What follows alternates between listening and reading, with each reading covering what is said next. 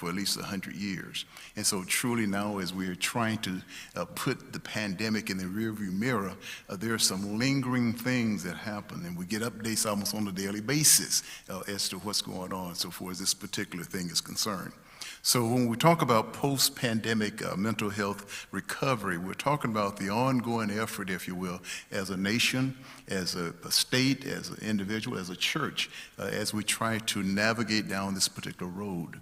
Many of us have learned some phrases and some technology or terminologies that sound different, and pretty soon all of us will have PhDs in psychology and psychiatry because of all the information that constantly flows down to us. You can't even sign on today without some kind of advertisement about mental health, about something that's going on. And so hopefully after today with my fellow presenters, hopefully everybody will get a little bit more insight into what's going on. But before I start, I want to say from the depth of my heart, thank you so much for being here. Thank those of you who are watching us on the stream or on YouTube or wherever you're tuning in today. We just appreciate your presence so very, very much. And I know we have a time frame, so I want to make sure we're as expeditious as possible in this effort. When you talk about mental health, when you talk about the activity that we're going through today, you are familiar with the CDC. It has become almost like the Bible when we're talking about this pandemic. We know Dr. Fauci, like he comes to dinner every other day. You know, his name is synonymous with mental health, as he has cheered and been the mouthpiece for so many, at least 2 administrations as our country.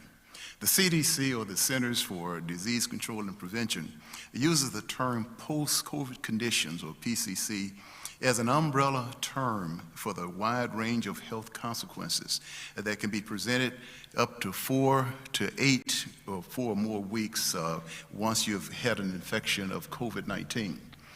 Many of us have experienced COVID early in the stage. I know we had our bout back in July of 2019, and so it was truly this beginning developments. All of a sudden you realize you had a health issue and you don't know what's going on, and pretty soon you find out that you're on the cutting edge of this wonderful pandemic. Post-COVID conditions are now beginning to be more and more associated with the lingering effect, if you will, of COVID, of this pandemic that we are trying to come out of. Those conditions are associated with a spectrum, if you will, of physical, social, and psychological consequences, as well as functional limitations that can present substantial changes or challenges to patient wellness and quality of life. There are some terms that you hear on the radio, on the TV, on the internet, things like long COVID, post-acute COVID-19, long-term effect of COVID, post-acute COVID syndrome, chronic COVID, and the one I like is that long-haul COVID. That's a good friend who's a long-hauler truck driver. Every time I hear that term, I think about him driving on the highway, delivering goods from here to there, and that's kind of the way COVID is right now. It's still delivering, and we call it the long haul. Although standardization and trying to add some standardized terminology, the bottom line is it's still being developed. Almost every day there's an update. There's a little tweaking that takes place because this particular pandemic is constantly morphing and constantly changing, and we're seeing additional things that we have to pay attention to. But the bottom line is, if there's a lack of return to a usual state of health following COVID-19 illness, that's what we're looking for. We want to get back to the norm. We like mediocrity. We like the old school. We want to get back to that. And so part of this effort is trying to help us as we make this effort to appreciate it, especially from a mental health perspective. When you look at the idea of the time frame of this pandemic that we as a country, we as a world have been going through, most patients appear to recover from acute COVID-19 illness within 4 weeks. Typically, it's pretty quick, hopefully in the long-term effect. But once you get past it, we thought at first, boy, you're out of the gate. You don't have to worry about getting it again. But we'll quickly learn that's not the case. There are lingering things that happen all the time, and as a result of that, some of us have actually contracted the participation in this pandemic for at least a couple of times. And sometimes the issues are severe, sometimes they're not. And so again, this is one of those things that none of us will be an expert, because seemingly every day there's a new course that the pandemic is teaching us. CDC considers post-COVID conditions to be present if recovery does not occur within 4 weeks of the acute phase. And so after 4 weeks, if things are not normal, then now you get into this post-arena of this particular pandemic. Patients can still recover after 12 weeks, but yet there is persistent illness that becomes more likely. So if I have COVID and it lingers for a while, even if I come off of it, that tends to open me up to another possibility of a long-term relationship with COVID.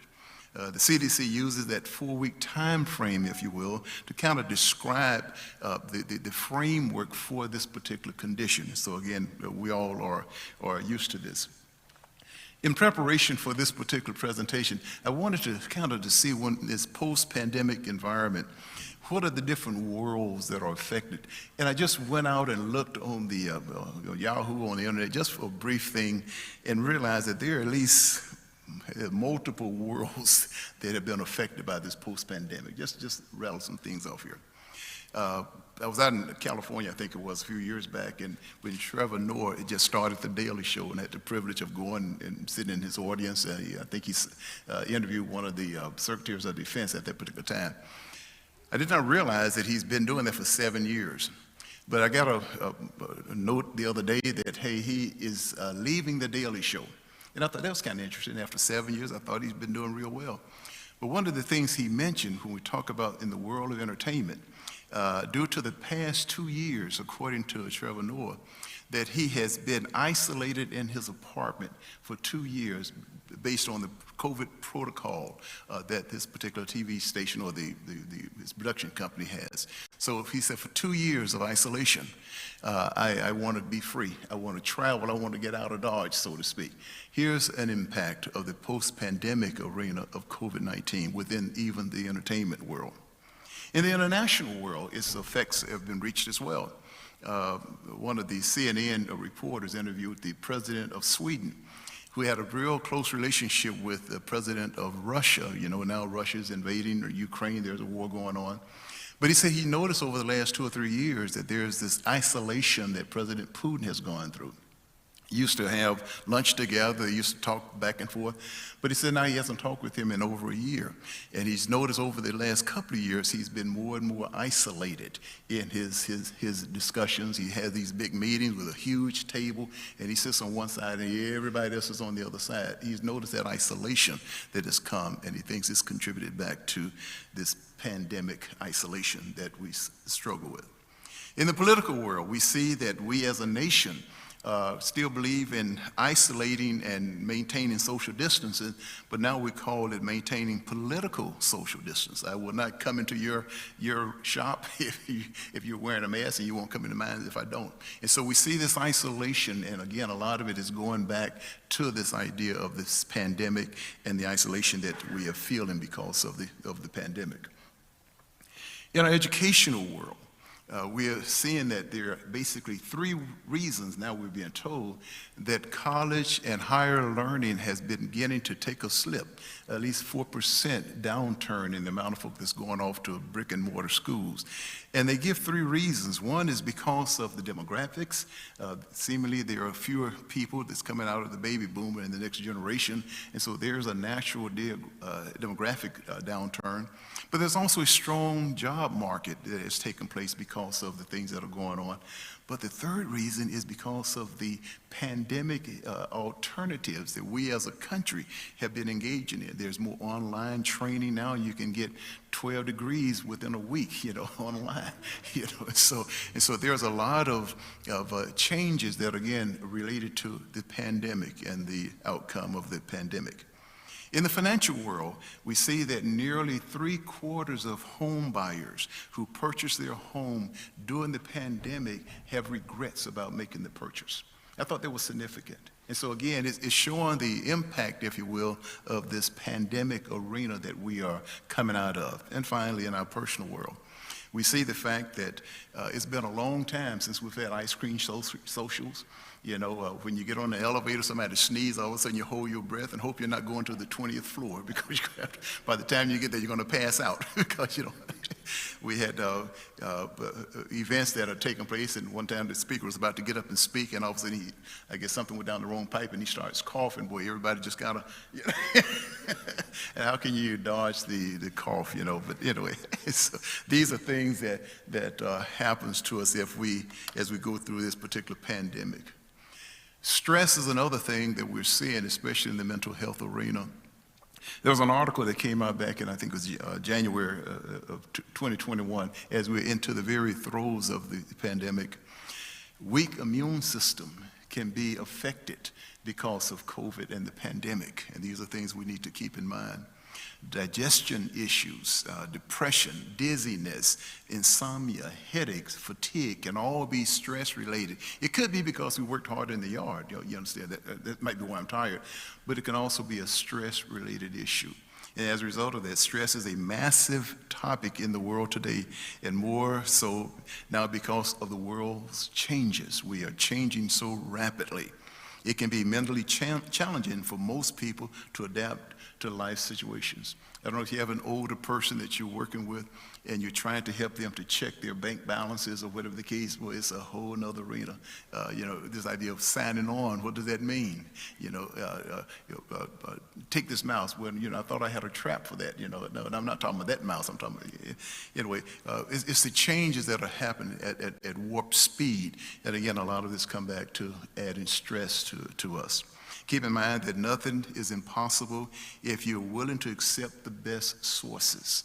And that's an issue, I think, in the counseling or in the mental health arena. We really want to encourage individuals to seek the best sources. And that's what we'll be talking about a little bit more in a minute.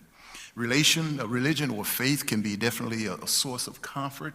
As our brother John led us in song service just before we went live here, truly tapping into our source of power can give comfort to us as we try to navigate through this pandemic, this post-pandemic era. Remember, whatever direction you decide to go, know that many of these symptoms above can be stress-related. And so a lot of times what we're going through might not be because of something I ate. It might be because of stress, because of this overwhelming feeling, if you will, of things that's going on in my life. Rutgers and so many universities and other academic areas have talked a lot about this. I just want to rattle off a few things that hopefully will kind of set the framework here. Life expectancy, these are not our imagination, these are from the statistics, fell in the United States in 2021 to its lowest period since 1996, the second year of a historic retreat due to COVID-19 deaths. I think if you ask each and every one of us, have we had some kind of death connected to COVID? I think we'll say yes, or some kind of impact, maybe a church member, maybe a family member, maybe a relative at work or a co-worker, whatever the case might be. It has been all consuming, and now we're talking about post-pandemic. Those lives are still missing. They won't be replaced, and so we have to deal with that. U.S. life expectancy in 2020 registered its biggest one-year drop since World War II, with COVID-related deaths contributing nearly to 75% of those that passed away. And so this is serious. This is a profound, if you will, and we as mental health professionals see this in the folks that we work with and that we talk with. Disparity in life expectancy between men and women also widened last year to the highest in more than 2 decades, with men now expected to live 73.2 years, nearly 6 years fewer than women. And so truly, women have always outlived us, but now it's even a greater amount according to this particular statistics. So I guess, anyway, I don't want to go there because, anyway, if I was teaching a lesson, I'll say something, but anyway, I'm not. While deaths from suicide decreased in 2020, there were the 5th biggest contributor to the drop in overall life expectancy last year. Suicide-related deaths were the third leading contributor to the decline in life expectancy for men. Mortality's been a little better in 2022 than it was in 2020. And so from Richard Anderson says, so I think it's likely we would see maybe a slight increase in life expectancy. As we come out of this pandemic, hopefully our life expectancy will increase as well. It's a good indication that we're kind of coming through it, if you will, in this post-pandemic environment. Global COVID-19, again, we are an international group of people now in America. You look at your notes on email, Instagram, and all of that. We know what's going on in Iran, Iraq, Ukraine, Russia, China.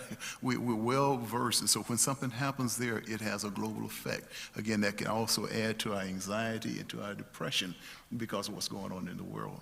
We've actually had Americans that have signed up to go to the Ukraine to fight, and it's so far away, and you think, well, maybe they're Ukrainian, but they're not. They're actually Americans, and we're in this international arena. So anxiety and depression can definitely be significant. Anxiety and depression, according to these reports, are saying that there was a 25% increase worldwide because of the pandemic. And so those depression numbers went up because of the pandemic. There's many explanations and the idea of what's going on, but the reality of it is it hits us in our home. This is where we're day to day trying to survive, trying to be effective in helping people to be healthier, mentally speaking. So young people are hit, and women as well are hit very hard with the results here. Because of this particular pandemic, a lot of things that are happening, again, because of the young people not being able to be as resilient because they're dependent on others, it can really raise the trauma, the pain, the challenge, the stress, if you will, because of what they're going through, what they might be seeing their parents go through. And I understand that this is something that we want to keep in mind, and we'll be talking more about that as we go through. There's another arena that is taking place, and that is with the idea of addictions and also trauma. And as a result of that, addictive behavior, and this is from a lady that I found to be extremely helpful in looking at addictions and those kinds of things, Janina Fisher, PhD out of, I think she's at Stanford. And she says something about addictive behavior that I think is worth repeating. She says it rises not necessarily out of a pleasure-seeking strategy, but rather out of a survival strategy. And that's kind of interesting. And so most of us grew up with the idea of addiction is because, it make you feel high, it make you feel good and all of that. But Dr. Fisher is saying that this is really, in many cases, I'm trying to cope. I'm trying to maintain. And so on the surface, it looks like this person has just hung out on something. But the reality of it is their strategy of how to cope, to self-soothe, to self-regulate, to numb the hyperarousal symptoms, the intolerable affects, the impulsivity. I want to kind of quieten things down. And of course, addiction can really help in that regard. It is to combat the helplessness by increasing hypervigilance and feelings of power and control, to treat these hyperarousal symptoms of depression and emptiness, numbness, and deadening. All of these things, again, this particular addiction that I'm struggling with can be very beneficial in my mind. In the service of walling off intrusive memories, I want to soften the blow, if you will, as a way of functioning or how to feel better in this world. And so when we see, again, this post-pandemic environment, it might be because maybe during the pandemic, I kind of got hung up on porn or hung up on drugs or hung up on alcohol or whatever the case might be, not because I'm pursuing a good feeling, but rather to kind of cope with the loneliness, the isolation, and those kinds of things. So it helps us to kind of see it from a little bit different perspective when we talk about this. When we talk about addictions, here's something I thought was kind of interesting. The growth in marijuana usage in our country right now has now overtaken cigarette smoking. I thought that was interesting. According to a recent Gallup poll, 16% of Americans say they smoked marijuana in the past week, while just 11% said that they smoked cigarettes. And so there seems to be a growing focus, if you will, on, again, addictive behavior so far as marijuana is concerned, and it's a lot more popular than maybe we thought it should be or could be. It marks the first time that smoking pot is more popular than smoking cigarettes in America.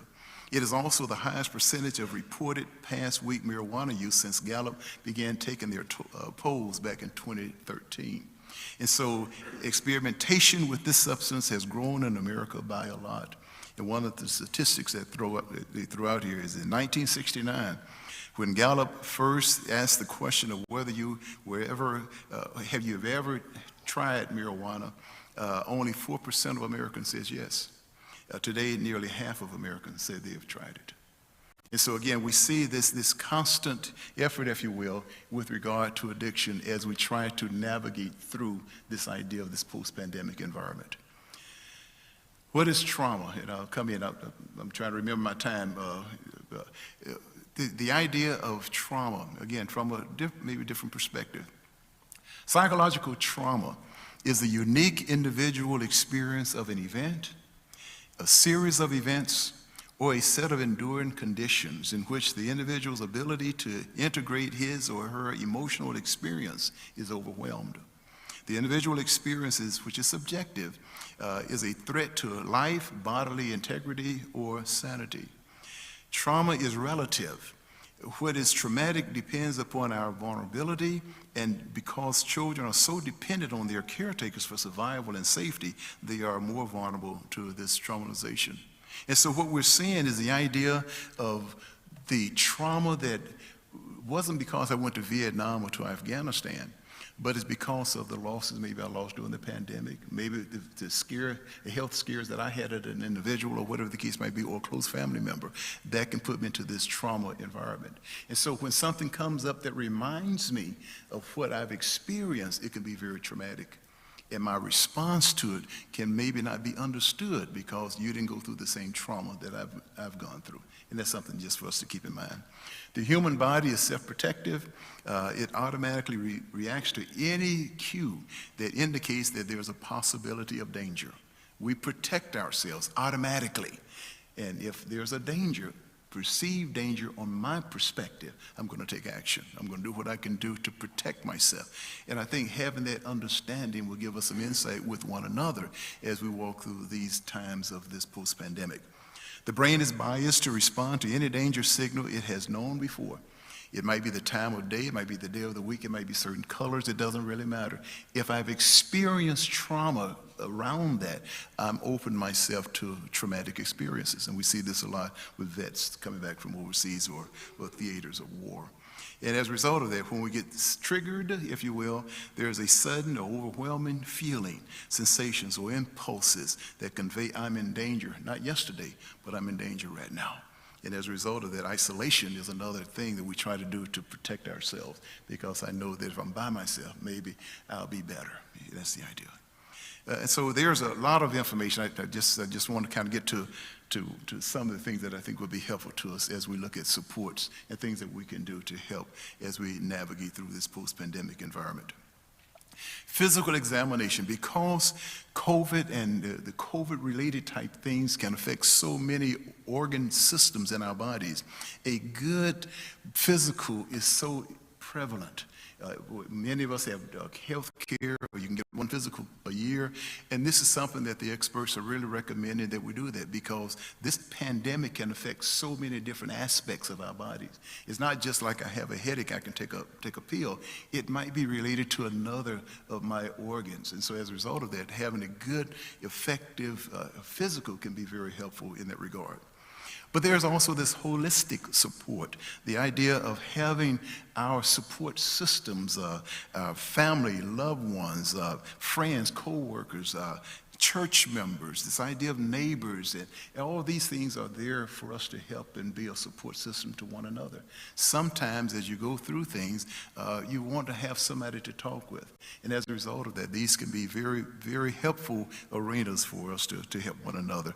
And I want to leave you with just a couple here that I hope will be beneficial as we look at how we can have some helps and resources that not only for us to have, but we can recommend or give to other people. Of course, there's the Centers for Disease Control, the www.cdc.gov.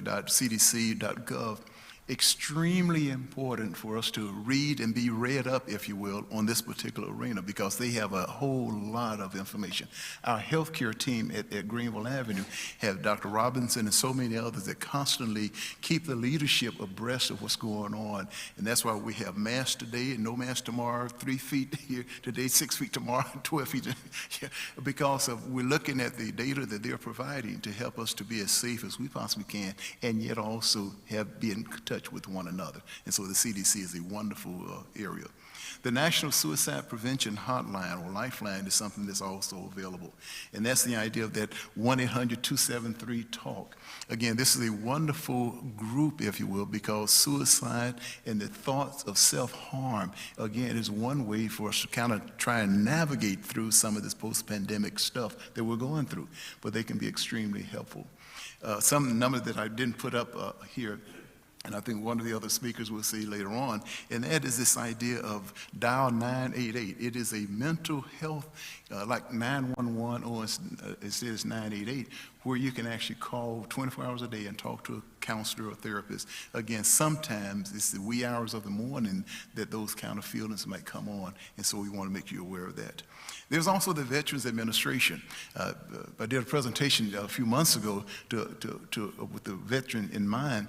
But I was amazed at how many wonderful articles and things that are out there on that VA website. And so you don't have to be a vet to go out there and read it. And so definitely be abreast of that as well. And also there's the World Health Organization, the WHO, if you will. Again, a wonderful source for information as we're going through this particular thing that we call this post-pandemic arena. And so again, there's a lot that's here, a lot that we can talk about, and we'll have a panel set up later on. But the bottom line is trying to increase our understanding of this mental health arena. Many of us can kind of push those feelings, those emotions aside until something catastrophic happens, like a pandemic or like a funeral or loss of a loved one. It kind of forces us, if you will, to deal with those emotions and those feelings and those things that we go through. But what I'm suggesting now is that maybe we can take a look at it before something catastrophic happens, or maybe give a better understanding of what I might be going through and also what a friend or a neighbor might be going through as well. And so I hope and think and concerned that something was said that will be helpful, and may we all work through this, navigate through this post-pandemic environment or recovery together. As we look at the pandemic in our rearview mirror, let's just hope that it doesn't overtake us again, and we'll continue down the path to better mental health. Thank you so much for your attention. Brother.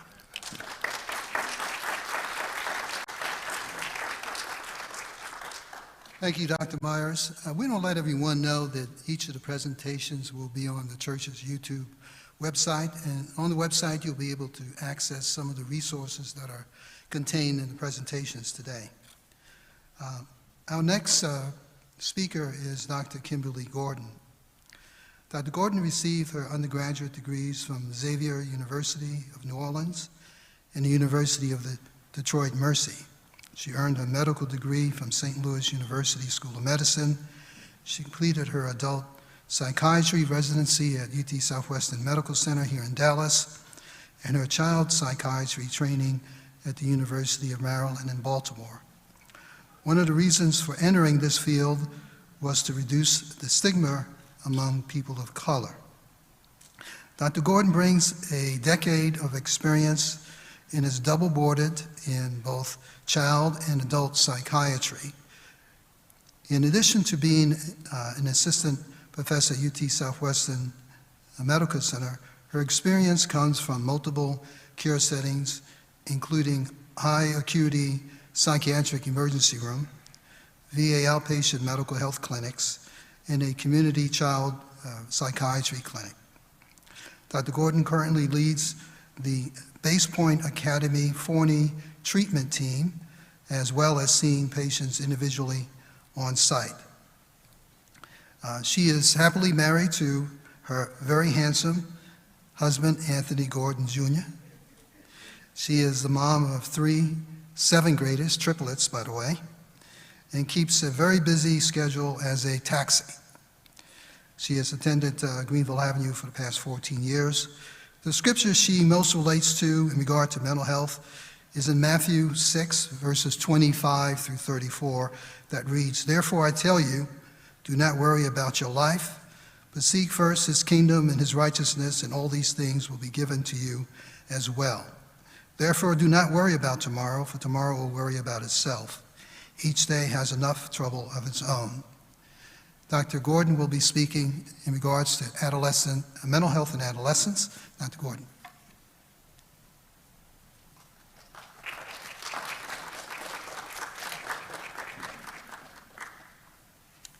Good morning. Microphone good? Okay. So again, I'm Dr. Gordon. Many of you know me as Kim Dobbins, and so that's who I know most of you of here at Greenville Avenue. I have several slides to share with you today. I'm going to use my screen here as well as on the boards here. There's a lot to cover, so we're going to get right to it. Thank you for having me join you today as far as a speaker presenting adolescent mental health. Like was mentioned in the bio, I do see adolescents every day, so we'll get to that slide next. So my disclosure is that I work for Base Point Academy in Forney. I see kids there every day, ages 12 through 17. They stay for a partial hospitalization program where they come and stay like a school day, 8:30 to 3:30. So I help take care of them, people who are needing more than outpatient care, but not quite inpatient as far as safety concerns go. So you'll see 3 slides in here that come directly from work.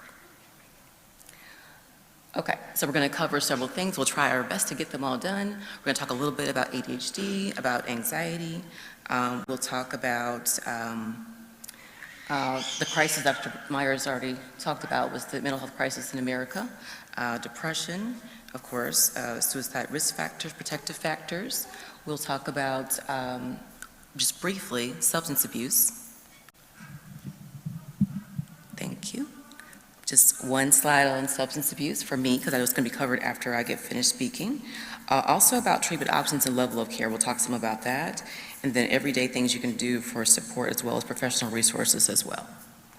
So a lot of things people ask me about we can't cover today because of time. I think it's really important to know more about the biology that happens with mental health conditions, but we won't have time to cover those because there's a lot of detail that goes into that. That would be like a full day conversation. Also, I take care of medication management. We can't do that during this time period. Those are very individualized questions and concerns. People ask me quite a bit about autism. There's a huge number of kids diagnosed with autism these days, and there's questions and debate about how that came to be. So that can be a private conversation later on. People ask me quite a bit about school accommodation. That's something that's really important. If your child is needing extra services at school because of mental health, because of ADHD, because of depression, anxiety, you can ask your school for those kind of services. And bipolar disorder is something that people talk about tons, but it's another very complicated condition that needs more time and discussion, so we can talk about that later if you have questions. But let's get right to conditions that affect kids the most that are sort of more generalized that we can cover.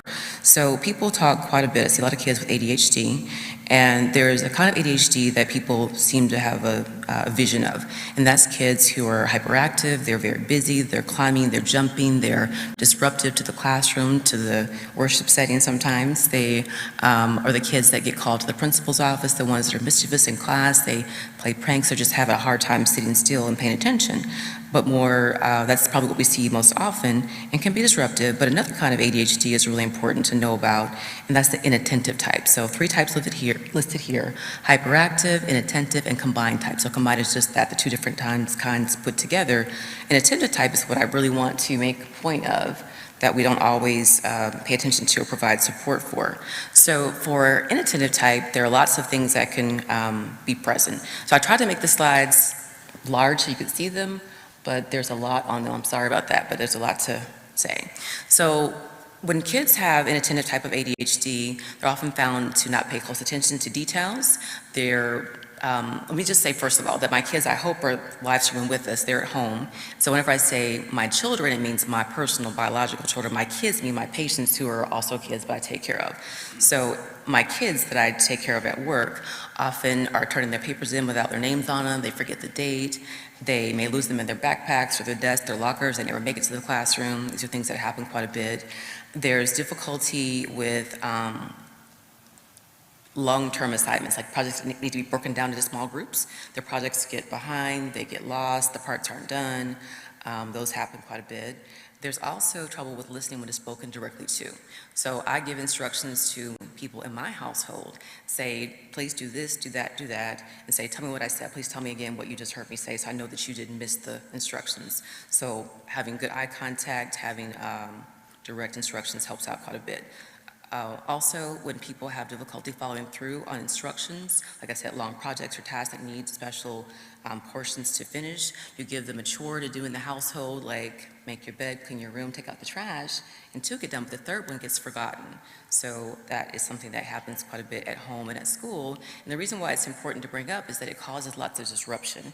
It can be a lot of frustration for the child, for the young person, and for the parent or teacher that's taking care of them, but it's not intentional for the most part. So the important part to notice is that these things I'm describing to you are not because they're not trying, it's because they really have a hard time keeping track of all the things that are happening in the front and the background. The next part is part 2 of the same slide. There can be difficulty with, again, like details I mentioned before. I'm sorry, I'm changing slides on my side. Let's see, I'll do it. Let's see, sorry. So losing supplies is a big one. Misplacing your books, your glasses, your keys, your cell phone, misplacing the phone that you did last night. You did it, I saw you do it, but we can't find it in the morning. That happens in my house sometimes. Also, daily activities, regular chores, errands, appointments, like forgetting what time you set for something, or even getting up on time and being early for something, but then misusing your time, where you have plenty of time to get ready, but then you piddle in the kitchen or in the bathroom and don't get things done. And you realize, oh, I gotta go out the door, I'm about to be late. And then you're rushing and you drive fast and you get a ticket. So things like that come up a lot, but they are things that can affect a person's life in a negative way and cause disruption and cause distress amongst the family, their friends, their lifestyle that causes them to be impaired. So at that point, it's time to probably seek some attention. Attention can be modifications in the classroom. It can be a preferred seating in the room. It can be extra time to classes, more time for testing. But essentially, it's something that needs to be addressed, not just overlooked and thinking that they'll grow out of it. That's what I really want to say about that. So let's go on to some other areas for adolescent mental health. I get this question all the time. So my kid has ADHD, but they can play video games for hours. How is that possible? So the thing that I had to find the right words for this, so this is someone else's direct terminology here. So this woman says that most actions within video games are fast-paced, requiring intense focus and reaction time, which allow them to enter a deep state of focus that they find difficult to reach during any other activity. So they're lots of flashing lights, there's an activity, there's a goal, there's rewards that come right away when you play video games, and a person can focus on that for a long period of time that they couldn't do for their schoolwork. So just because a person can do this for video games does not mean that ADHD is not possible. I just want to make a side point for that. People have that experience in their homes, sounds like, maybe, okay. So there's the link for that one if you want to look at that later. So the next thing we're going to talk about, I'm going to move quickly through them, is anxiety. So this is not meant to be funny, but it's to get your attention, that people worry about so many things and worry, do they have anxiety, and should I be treated for it, and how bad is it? So I get those questions a lot too. So let's just say that there are lots of things that make up stress and anxiety. So what I'm going to do is, I didn't realize this was so small, even for this page. I blew up the prior page to make this screen for you so we could talk about it. So what I'm going to say about this one is that Brother Myers already talked about stress, all the things that it can cause. So this is kind of a repeat of that. We probably should have gotten together beforehand. And then on the other side is anxiety and sort of the differences that are there. So I'm going to use my pointer here. I'm going to try my pointer out here. So for stress, we think of that as something that is external cause. For example, for me, it was preparing this presentation and giving it to you all in person. I've done a lot of things online recently, but in person, my first time in like 3 years probably to give an in-person talk like this. So this, for me, causes lots of stress. In some ways, it can be good for people, bad for people. In my case, I had to do it. I spent time getting it ready so people could have it ahead of time. In my case. So stress is something that's external, a big test, an argument with a friend, a deadline of some type, something that has to be done on your behalf or something that is out of your control in some cases. So the stress in this case goes away when the situation is resolved. So if you have a big argument with your friend, your family, your coworker, you resolve it, you make up, the stress is gone. You finish this presentation in about an hour, you feel better, you go home with your family, and you have a good weekend. It might be the case that you finish your exam, STAR tests are a big thing that comes up. So kids take their STAR tests every spring, depends on what grade you're in, how much they matter to you, whether you are able to go on to the next year, whether you repeat the year, whatever it might be, remediation in the summertime. So that causes a lot of stress. We hear prayer requests about STAR tests every springtime and people to do well on them, so they cause a lot of stress. Once they're over, there's the buildup to them, the test happens, the stress goes down, goes away.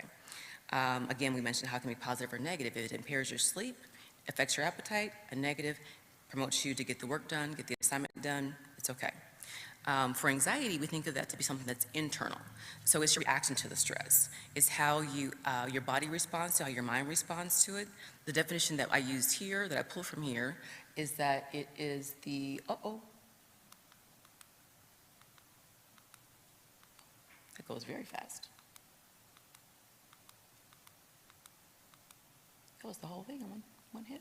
Okay, so it's the internal reaction. Let me get closer. The internal reaction is a persistent feeling or apprehension or dread that doesn't go away, interferes with your daily life. So dread is the word I hear a lot from kids. They are feeling, for going to school, for example, they feel a lot of dread. They are feeling like the day is going to go poorly, something bad is going to happen when they get there. They're going to talk about me, they're going to make fun of me, I'm not going to be able to perform, I'm going to mess up, whatever. Maybe it's a sport activity, maybe you're involved in football, basketball. You're afraid of what people are going to see about you, what they're going to see. They're going to take pictures and post them online. It's an anxiety, a feeling that never goes away because the sensation for you never dies down. The stress never goes away. So even if, like Dr. Myers talked about again, if there's no immediate threat, the feelings are still there. So that's something that we'll talk about in a little bit more detail. I'll give you some signs and symptoms for that coming up. I want to just make a point that stress is the issue and anxiety is how we react to it for the most part. People can have both at the same time.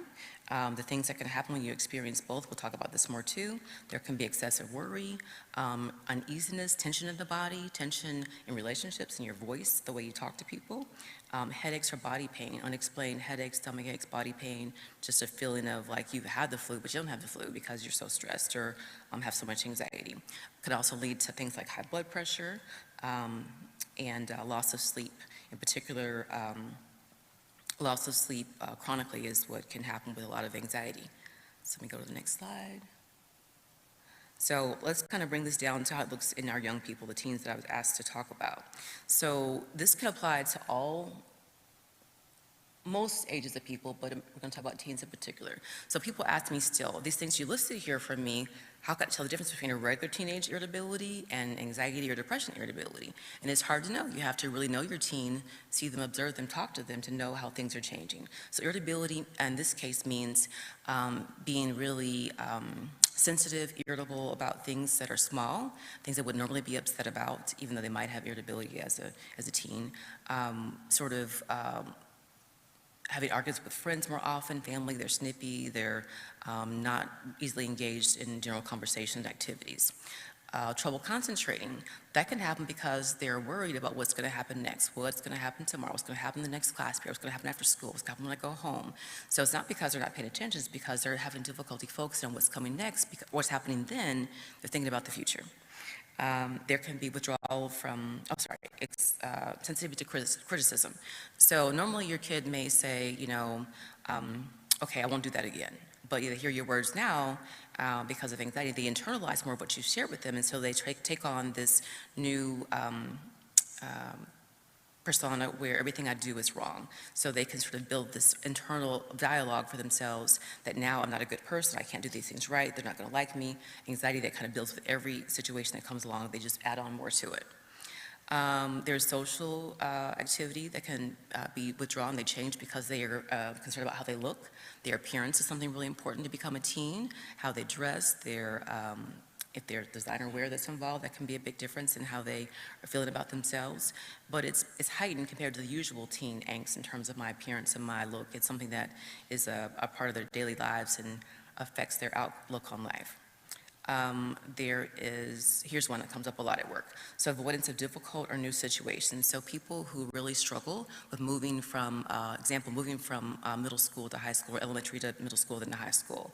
There's lots of new people. It's a big place. I have to be on time by the bell, and cause a lot of anxiety in going to school. There's a lot of school refusal because of anxiety related to school.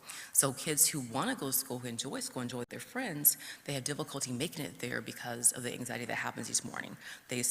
It starts to happen. Some of us, for work, it might happen on Sunday evening when you're ready to go back to work on the next day, and you feel that, here it's come again. So for kids, it's like that at night on Sundays, where they're thinking about the school. The weekend's been fine, no problems at all, but then on Sunday night or Monday morning, they're complaining about feeling sick. They have headaches, they have stomach aches, they have things that you think might be the flu or COVID, and so you want to get them checked out. They don't go that day, and then it can go on and persist until I have kids who are at risk of truancy. I say kids, like my work kids, at risk of truancy because there's so much anxiety and missing school. So far this year, my patient who started yesterday, she missed 11 days of school so far because of anxiety. So it can be really problematic. Again, the same thing, stomach aches and headaches, kids who go to the nurse a lot, who are there a couple times a week. They spend time in the nurse's office. The nurse calls home a lot and says they have a stomach ache again, and you have to decide whether it's a stomach ache or it's anxiety, and so I need you to stay or come get you. But that happens quite a bit. There's a lot of other GI things that are like nausea. There can be diarrhea whenever it gets really intense, and vomiting as well. Again, same thing, dropping grades because of school refusal, or dropping grades because of lack of concentration, because of things we mentioned before. Also, this part, repeated reassurance seeking, means that they're constantly asking you, are things going to be okay? You're sure it's okay to go here or to go there? Are we going to be okay? For instance, in my household, we were really concerned, some of us were, about going places during COVID. No, I'll just stay home. It's okay. I don't want to go there. You can leave me here. I'll be fine while you're gone. Or it'll be traveling. I don't want to go on the plane. But it's going to be okay. No, I don't want to go on a plane. I'm worried about that. I don't want you to go there. I don't want you to stay home with me. Asking parents to take them to places they would normally ask you to take them, instead they used to go on their own, they want you to go with them. Maybe it's they're going to be concerned about going and meeting new people. I want you to go with me. I don't want to go at all. It's asking for reassurance in normal situations where they normally wouldn't. Sleep problems. That can be, generally with anxiety, it's sleeping too little because you're up at night worrying about the next day or what's going to happen, what you said the same day, how that should have gone, what you should have said, what you could have said, kind of things in your mind that keep you from going to sleep at night. Usually people describe it as racing thoughts. Their minds are having trouble slowing down at night to be able to fall asleep, and so therefore the sleep onset is delayed, and therefore you have a reduced number of hours because you couldn't fall asleep when you needed to. Instead of at 9 o'clock, it was 11 o'clock or 1 o'clock. So that can feed over into the next day, being irritable and trouble concentrating, so it can be a vicious cycle. Also, there can be substance abuse in any age group that is used to cope or numb the symptoms that are described. So people sometimes pick things that slow them down to reduce the anxiety. We mentioned in the slides and what happened in the next probably conversation, but it's something that can be a real issue, so we want to make sure we're watching out for things like that. The next one is just kind of transition to depression. So this is something that probably Dr. Myers says, that I think I've heard him say, and I also tell people that depression, in my very oversimplified kind of transition, is that depression is the focus on the negative from the past with little hope for the future. And anxiety is focused on the future with excessive worry and feelings of hopelessness or helplessness. So anxiety, like we just mentioned, is like constant worry that becomes internalized because of stress.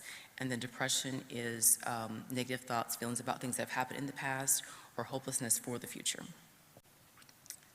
Let's see what we got here. So depression, there are a lot of things about depression. So there's like 3 slides coming up here. So we want to sort of break it down into emotional changes as well as behavioral changes. So with emotional changes, there's two pages to cover that. And behavioral changes, things that we can see. Emotional ones are things that we can't see about people. They can only tell us that. We can maybe observe it, we're not for sure. They're happening to the individual. Behavioral things are things that we can observe about them. So for the emotional changes, there can be feelings of sadness. We can experience crying spells for no apparent reason. You come home, your adolescent person is in their room, maybe their lights are down, they have something playing that's sad and lonely, and they're crying, but you ask them what's going on, how can I help you? They say, no, I don't know, there's nothing going on, but obviously there is, but can be crying for no reason.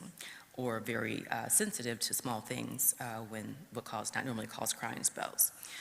There can be feelings of frustration or anger that they don't know how to express sometimes, so they can be feeling very sad, but it can come out as frustration or anger, yelling at people, having fights with friends or family members over can be really small things. One thing I'll also add that I didn't write here, I'd be on the second page, is that another thing that comes out in adolescents or young people is that whenever they might be feeling depressed, they express feelings of boredom. Of course, when I was a kid in the summer, I was bored, I had nothing to do, but I mean boredom like that's consistent with the things that they would normally enjoy doing, that they feel bored when those things are still available to them. So that's one thing I forgot to write down. Also feelings of hopelessness or emptiness when they are feeling that nothing's going to get better, my life won't get better, the situation won't get better, I'm going to be stuck in the situation forever, or feelings of emptiness, like I don't feel much of anything, or that I don't have anything that I'm going to be able to look forward to. We already discussed irritability when we talked about anxiety. The next one is, the clinical term for it is called anhedonia, but here it's just described as lack of interest or pleasure in usual activities. So say your young person usually enjoys theater, or they enjoy volleyball, tennis, swimming, whatever it is, they cut back on those things, or they don't enjoy it as much. They just decide that it's too much work, or I don't want to go anymore, or my friend left, so I don't want to do that thing anymore.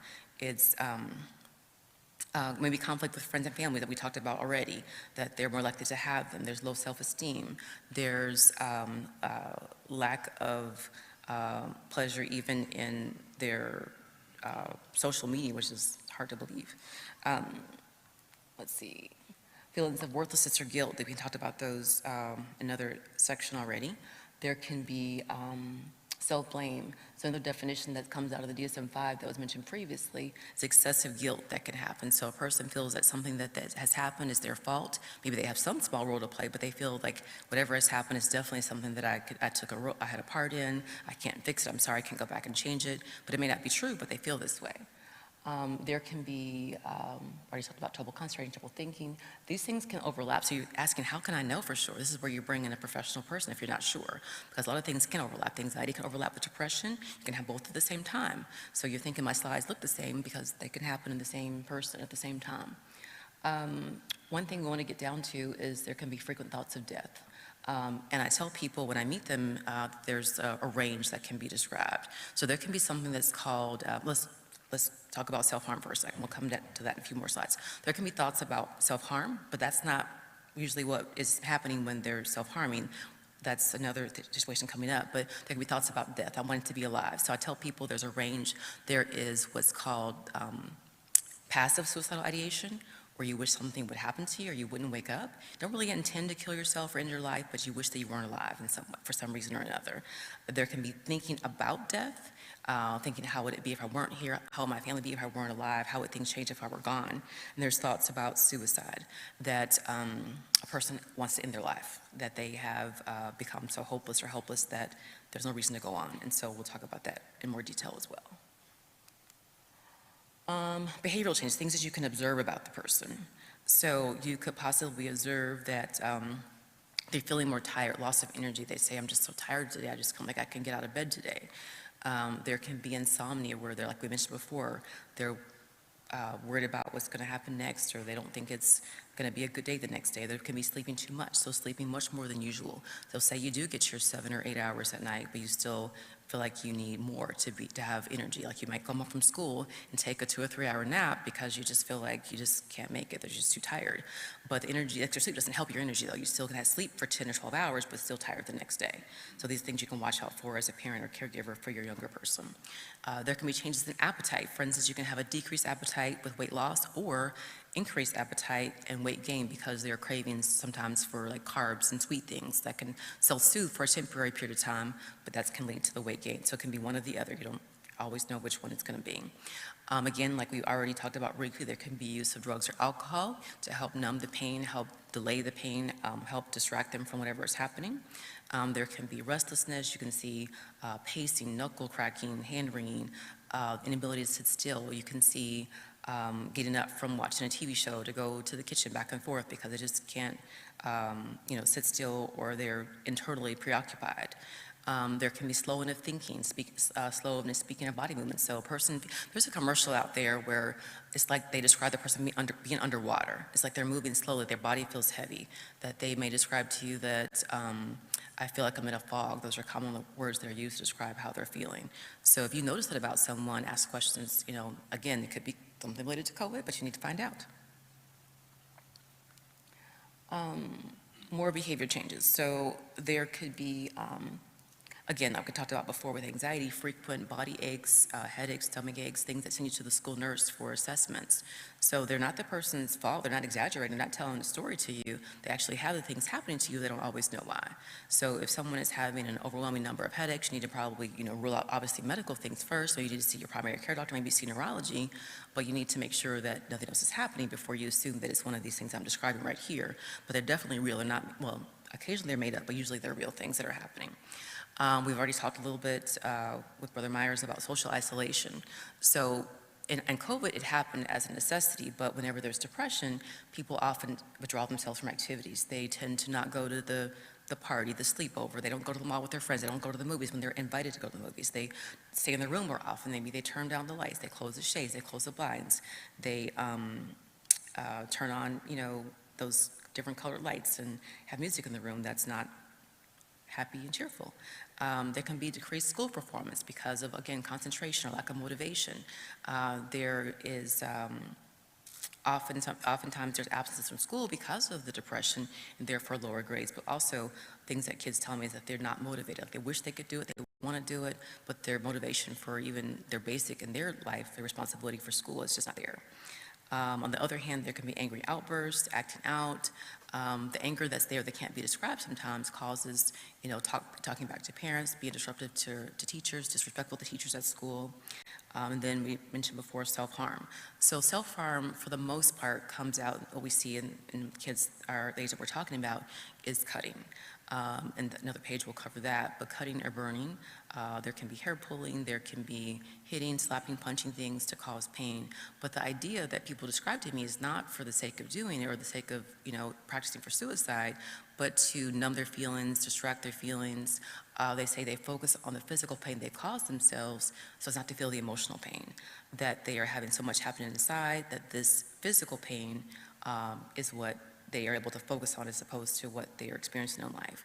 So we don't have a slide about this, I don't think. I think there's one more about cutting, but I'll just say that cutting can be very obvious and can be very disguised. So it can be on forearms, inside of arms, outside of arms, shoulders, abdomen, torso, sides, hips, thighs, all kind of places that you may not recognize until it's summertime, or if you notice that your kid is wearing long sleeves all the time and it's like 110 degrees outside, maybe you might want to check out why they're wearing long sleeves.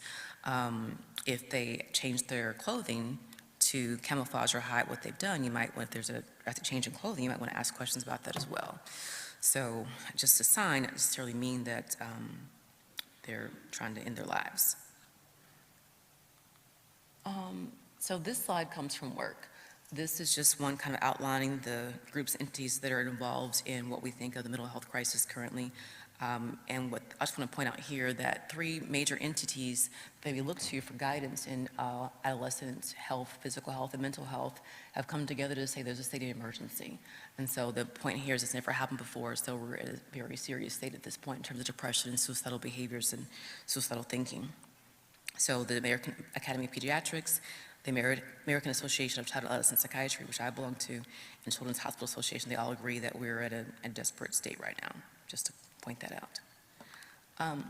The next slide talks about the impact of COVID on depression and suicidality in teens. So we've already talked about that in quite a detail already, so I'm just going to say that, let me see if I get my thing to work this time, that there was a 200% increase reported in depression amongst children and adolescents during COVID for the first 2 years. Also estimated that 140,000 children lost a parent or a caregiver due to COVID in the last 2.5 years. 1 in 500 have lost both parents or whatever parent they had, or a grandparent or caregiver during COVID. Depression required intervention increased by 700%. So that doesn't mean like a real number, 700%. That's a lot of increase. Down here, social media.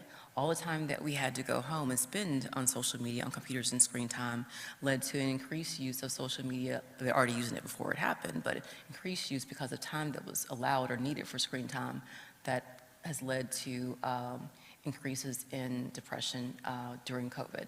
So this one points out that increased rates of depression, irritability, and attention hyperactivity because of more video game time and screen time.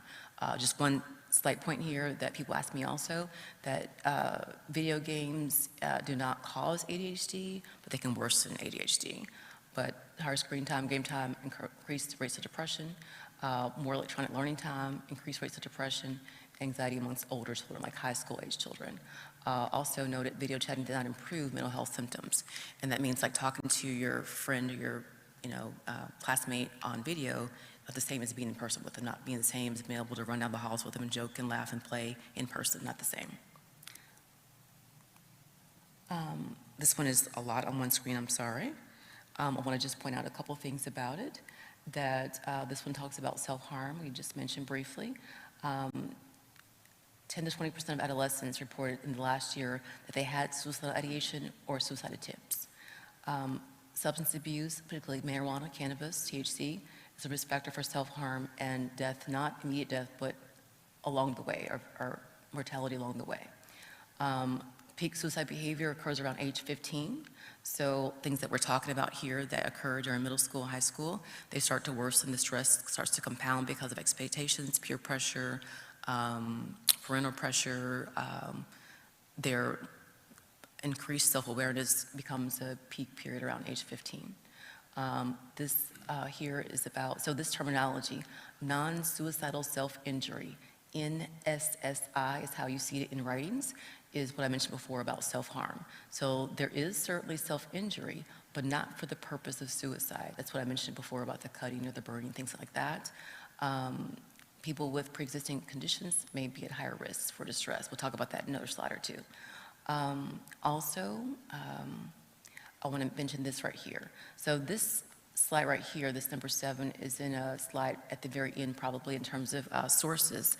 But the point I want to make here is that during COVID-19, the first 2 years of it, there were increased number of emergency room visits compared to 2019 before COVID happened.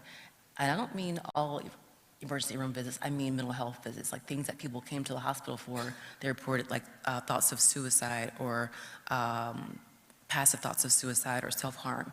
They increased in 2020, the summer 2020, by 22.3%, and in 2021 winter by 39%. Not, like I said, physical health visits because of mental health visits. They went to the ER. It was so severe, they had to go to the ER to stay safe.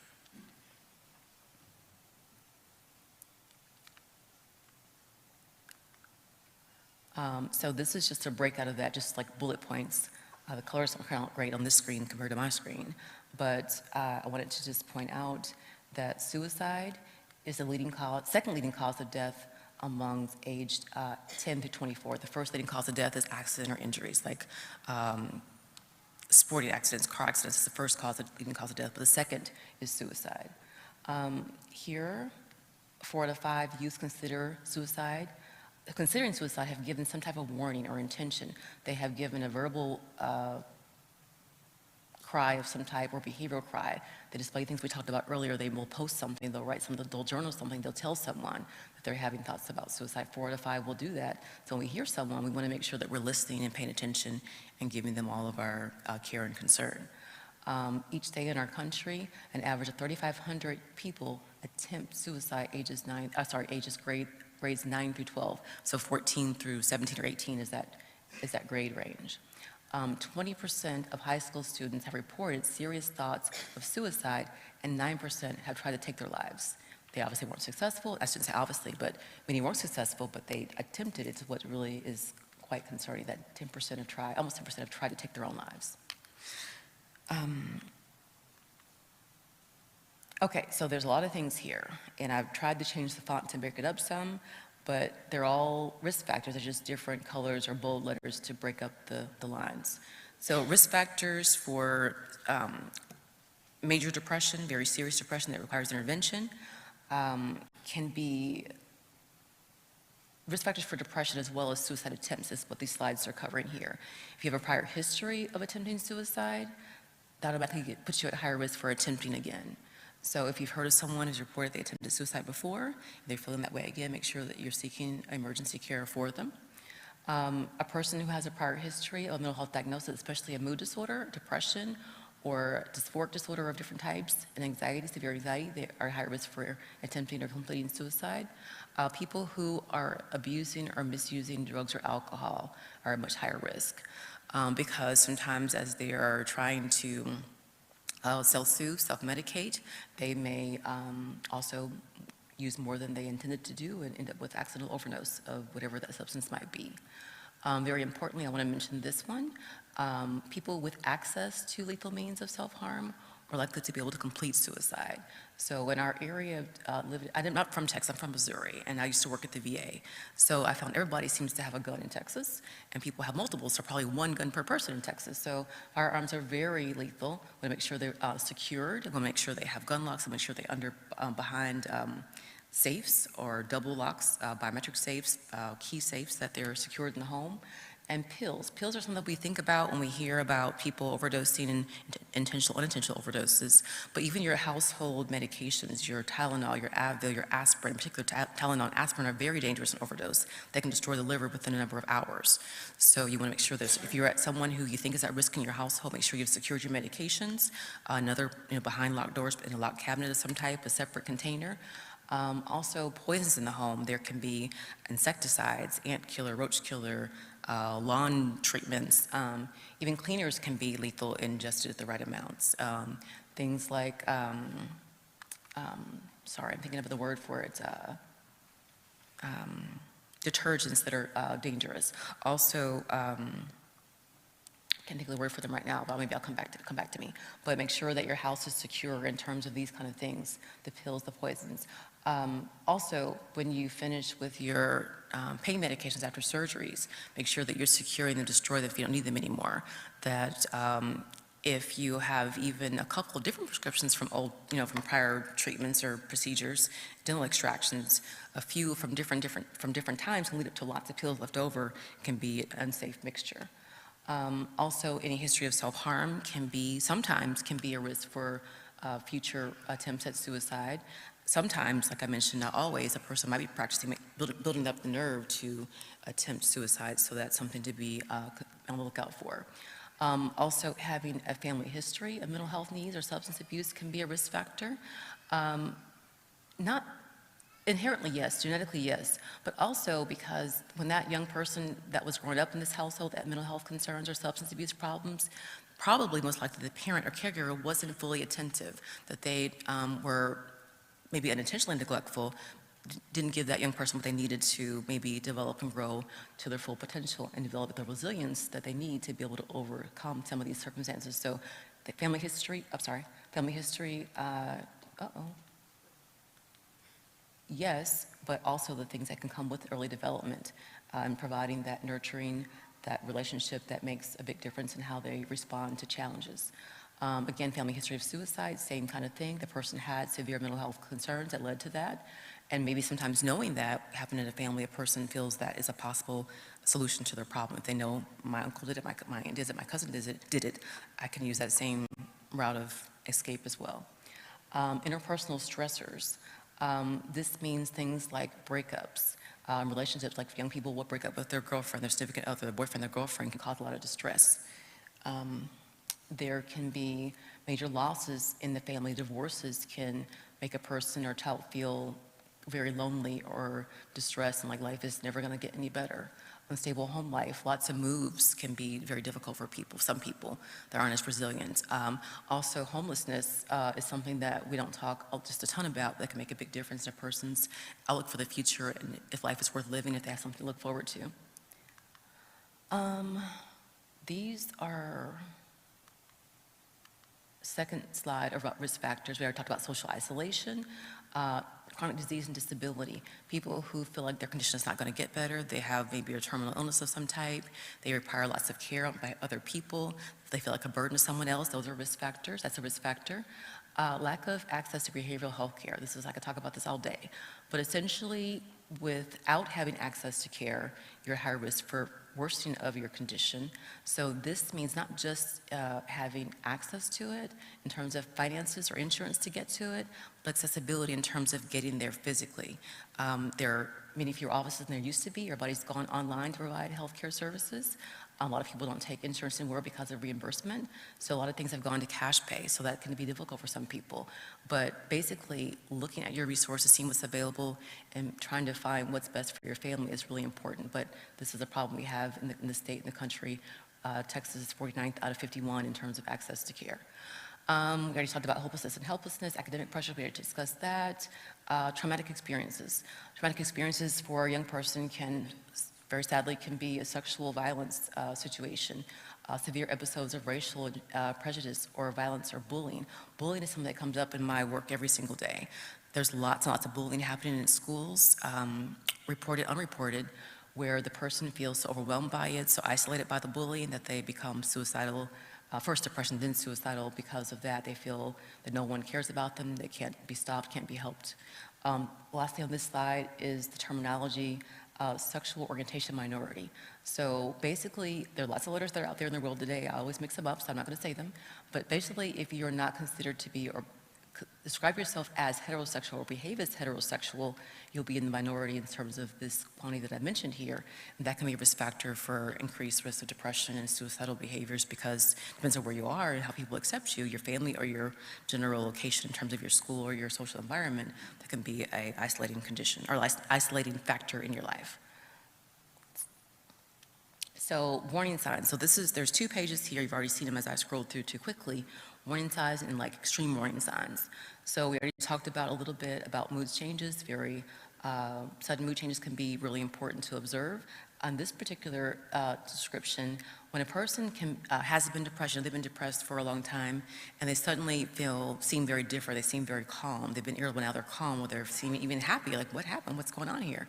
It could be the case that they have come to a resolution. They've been struggling with the idea, what should I do? How should I cope in the situation? Maybe they made their mind up to go ahead with the suicidal act, and they've reached a calm place. I made a decision in my life, and so they can look different. They're out of distress in terms of their decision making, and that could be a very serious warning sign. Looking for ways to kill themselves. So most schools these days have a system built into their, I'm not sure, I'm not a tech person, their technology in terms of search engines, that if a person puts in certain things in their search engines, it sends a flag to the IT department to call the counselor, call the school, call the principal to call home. If you're looking up things like ways to kill yourself or buying weapons at school on your school internet browser, those can alert families that something is happening. Stockpiling pills, I mentioned, you can't do that if you don't have them around. So if you're giving someone medication, make sure they take it in front of you, and want anything called cheeking. Cheeking is when the person is taking medication. You give it to them, they say they took it, but they put it in the corner of their mouth, they don't swallow it. So make sure when they take medication from you for whatever purpose, that they're actually ingesting it. We've covered most of these things already. The increase of drugs or alcohol use can be a major warning sign. A major change in eating or sleeping habits, like absolutely no appetite and no sleep, is a very serious sign for concern. And then showing rage, a very different look than depression. Quietness, slowness, and rage is a very serious thing to be concerned about. We've heard lots of stories, news stories about people who seek revenge and end up killing themselves or others. It's a really important thing to be concerned about. Here, I know it's small for you guys, but I want to point out just a couple really important things. Making a plan for suicide, writing things down, talking about it, posting about it, writing about suicide or dying. People that say they're feeling like they're trapped, there's no out, there's no solution to whatever they might be experiencing. Giving away important possessions, saying goodbye to friends or family through writings, through posts, text messages is really important to pay attention to. And then also increased risk-taking, driving fast. If they driving fast, reckless, driving at night, lights turned off, just things that could get you into dangerous situations. Again, the substances can come into play here. Okay, so one slide about substances for me, because substances are coming up. I want to say just a brief word about vaping related to mental health. There's a lot here. Basically, don't do it is my real point, but vaping or nicotine use can harm the developing adolescent brain. The brain keeps developing until around age 25, so whatever you're putting into your body that affects your brain is going to make a difference in how you fully develop and how your brain processes. So other point down here is that new memories created or new skills learned by making synapses in the brain, like chemical and physical connections inside the brain. When you're younger, they are built faster than adults. So the more you do things to your body, to your brain that impact that, changes the way the synapses are formed. So essentially it can put you at higher risk for other things later in life if you're using nicotine, tobacco products that can affect how your brain is still developing and growing. Another important part at the top is that things that say they have no nicotine really do have nicotine. This comes directly from the CDC. This page comes from a CDC webpage, direct copy and paste. So I've been talking about lots of scary things, bad things, anything you can tell me that's good about this in mental health. So a couple of things to give you some hope, some resilience. These are small, I'm sorry too, I didn't realize they were that small.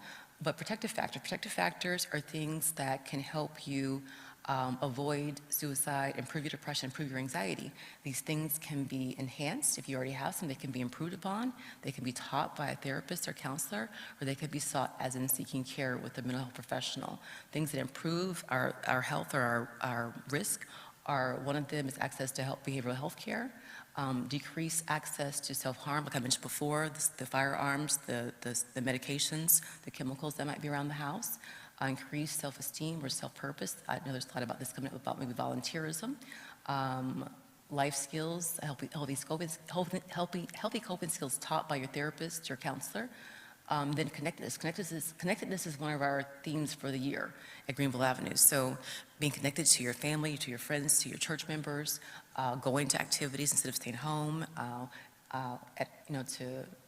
because of fear about COVID or contracting illnesses.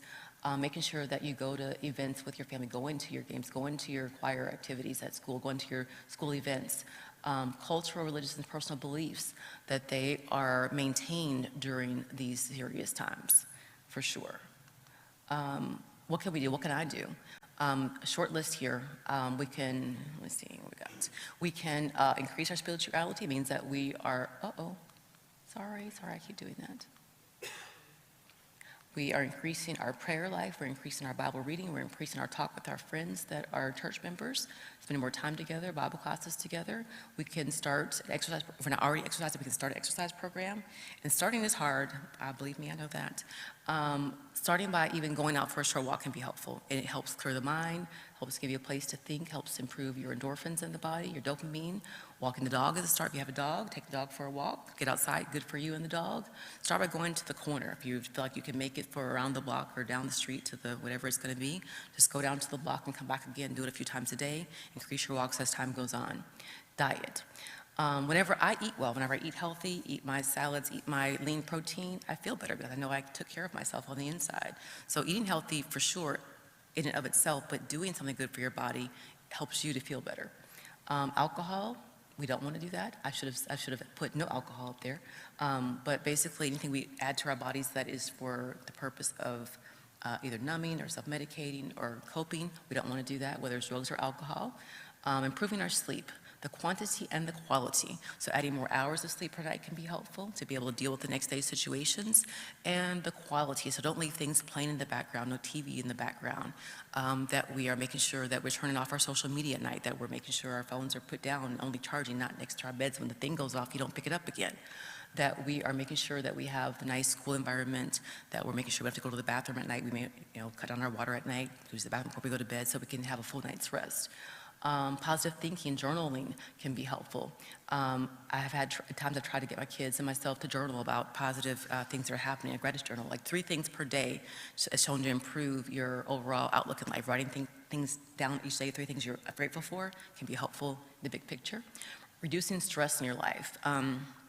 This one's hard for me because I'm overcommitted to different activities and different things I need to go to, or that I said I would do, I would go to do for different people and places. So for adolescent, are you doing too many things for your extracurriculars?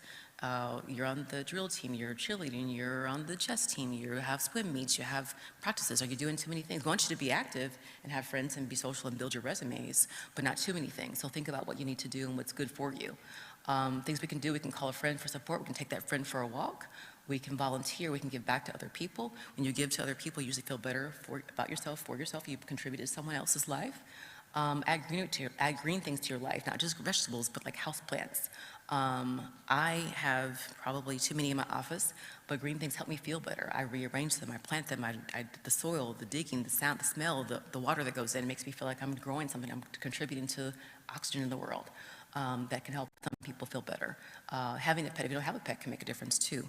And your music, what you listen to, your podcast, your music can help out in how you're feeling, make sure it's upbeat, it's positive. I like Yolanda Adams or a cappella whenever I'm going to work in the morning.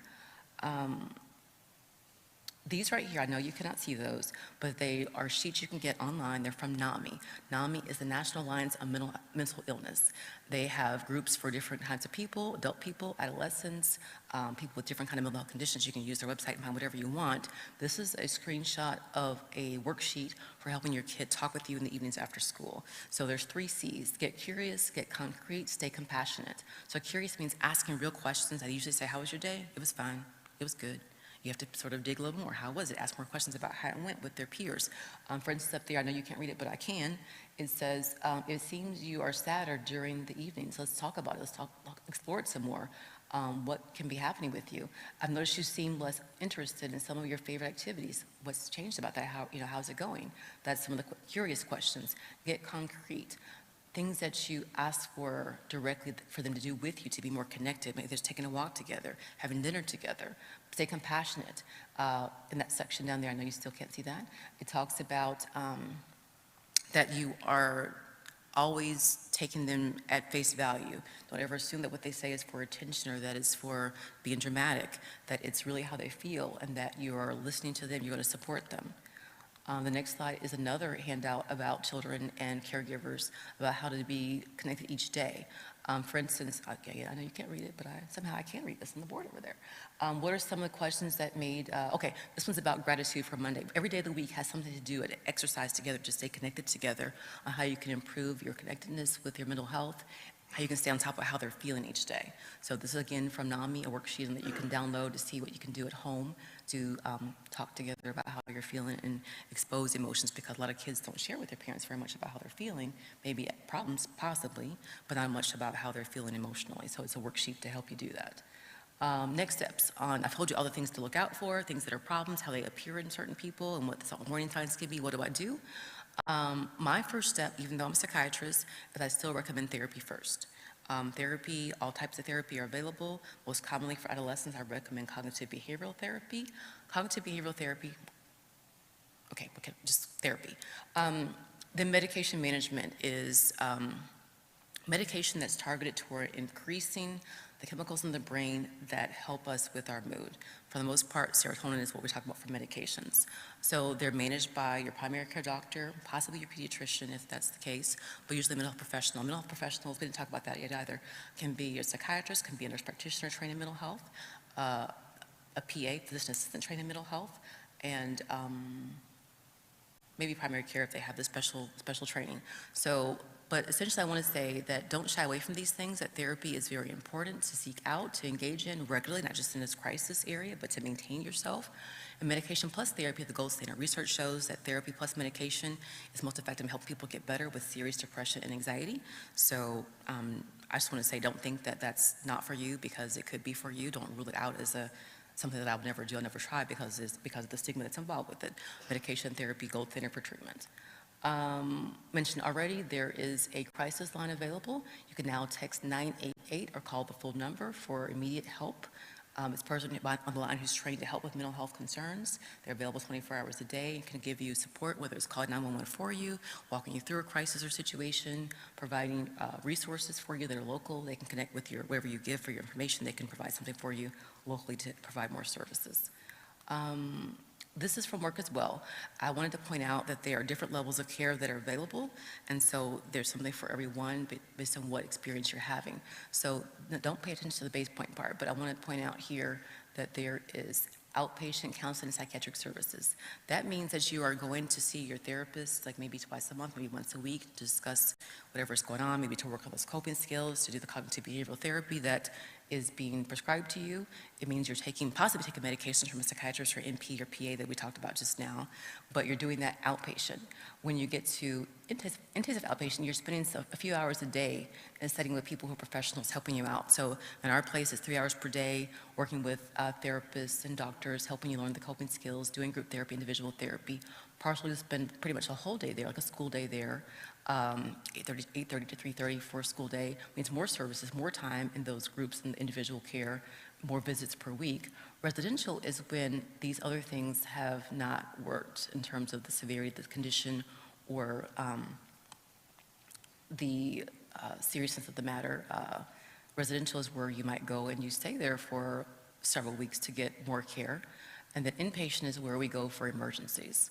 Inpatient is something that when you are calling that number, 988 number, or you're feeling suicidal, or someone has told you that they're feeling suicidal, you want to go to the emergency room. Not something you wait for to see if it's going to get better or if you can talk them out of it.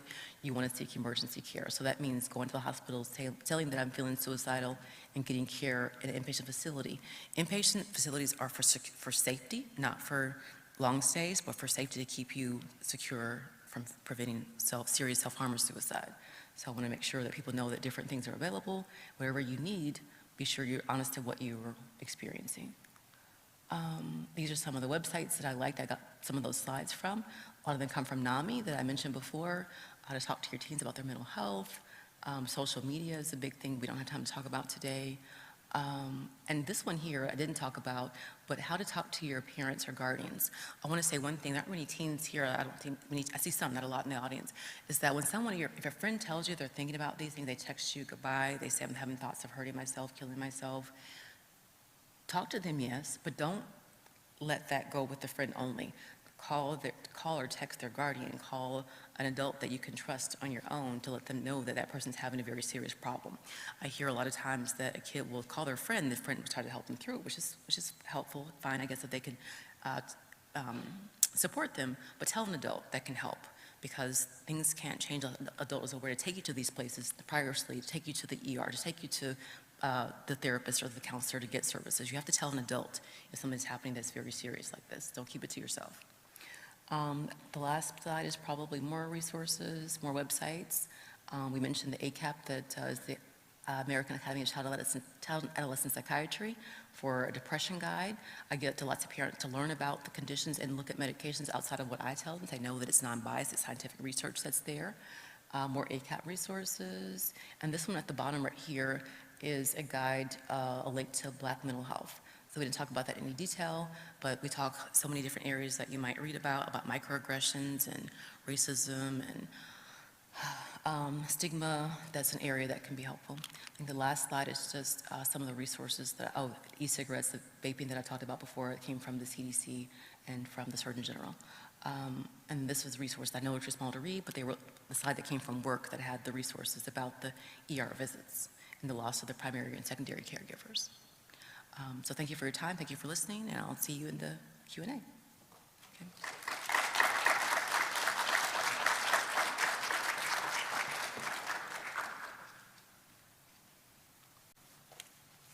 This battery is getting low.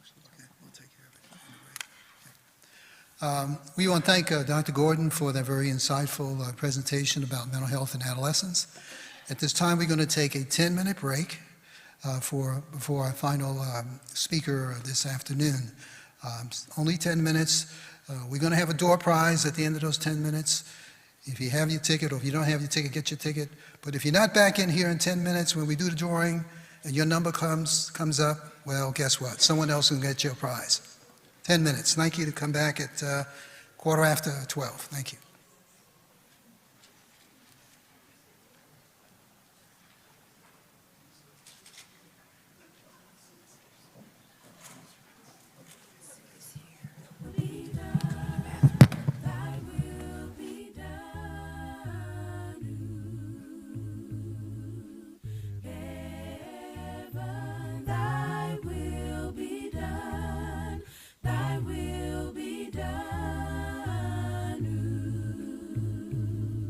Just let thy will be done.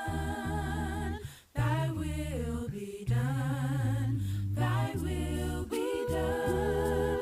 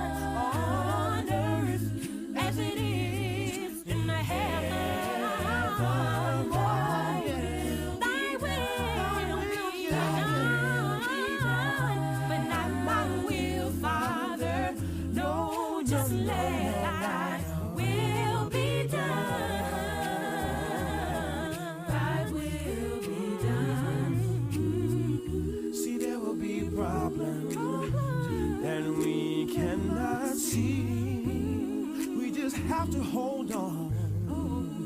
Yes, and hang on. Trust in the Lord. See, we're praising Him in one accord.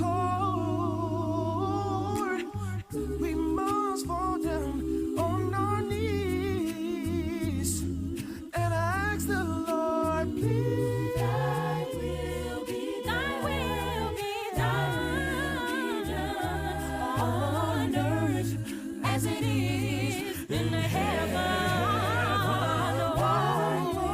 Thy will be done, but not my will, Father. No, just let Thy will be done in my life, Lord. Well, sometimes we just don't understand when we try to do the best we can. All the hurt and all the pain, just let Thy will be. But I know that those who love the Lord, everything is working for our good. And I know if we hold on, then we'll be strong. Oh, deep in my heart, deep in my heart, I have to say, Oh, well, Thy will be done. oh, yes, Thy will be done, yeah, on earth as it is in heaven.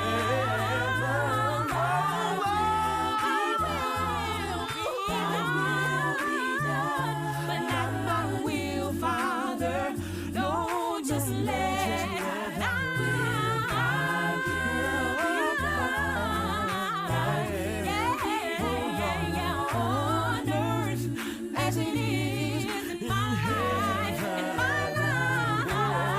No matter what the situation is, Father. No, not my will, just let Thy will be done. Yeah, just let Thy will be done. Yeah, just let His will be done. No matter what the situation is, let His will be done. Thy will be done. Just let Thy will be done.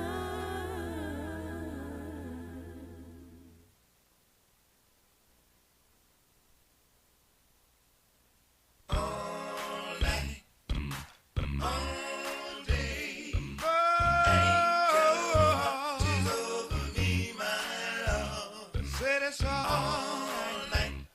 Said it's all day. You know the angel watches over me. Singing all night. Singing all day. Oh, the angel watches over me, my Lord. Singing all night. Singing all day. Lord, an angel watches over me. I went to the church house where I used to pray, and the angel watches over me, my Lord. And my soul got unhappy, and I stayed all day, Lord, an angel watches over me. They're watching all night. They're watching all day. I know an angel watches over me, my Lord. And it's all night. And it's all day. Lord, an angel watches over me. You know, every night before I go to sleep, I know the angel watches over me, my Lord. I pray to the Lord, my soul He keep. I know the angel watches over me. They're watching all night. They're watching all day. The angel watches over me, my Lord. And it's all night. I believe all day. Your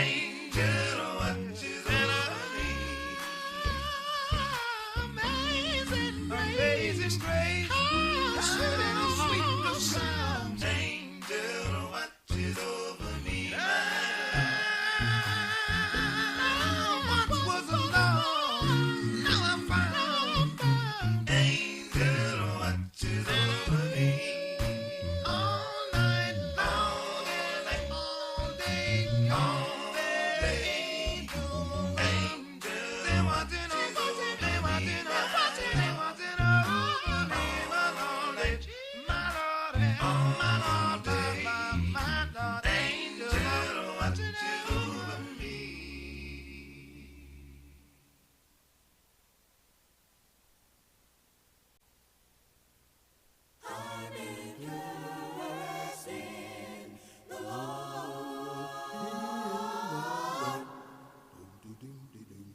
Sometimes you have to encourage yourself. Excuse me, everyone. We'd like everyone to come back into the auditorium. Also, the QR code on the screen here allows you to scan it and to put a question in for our presenters today, so you can get your questions answered. We also will give you an opportunity to speak using a handheld mic as well, and then we do the Q&A after the final presentation.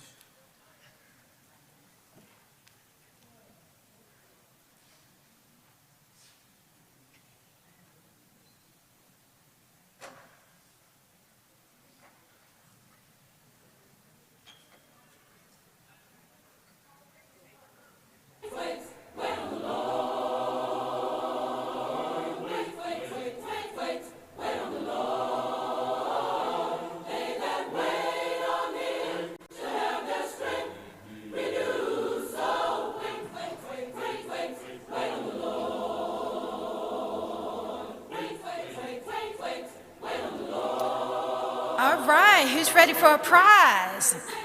Okay, I know I didn't say that as good as Brother Hart. So if everyone would have their tickets available, and our prize is going to be a Chick-fil-A gift card that you may be able to use after today's session. So I'm going to call out the last three numbers. So ticket number 599. And whoever that is, I want to hear that you really win it. 599? All right, come on down. It's the price is right.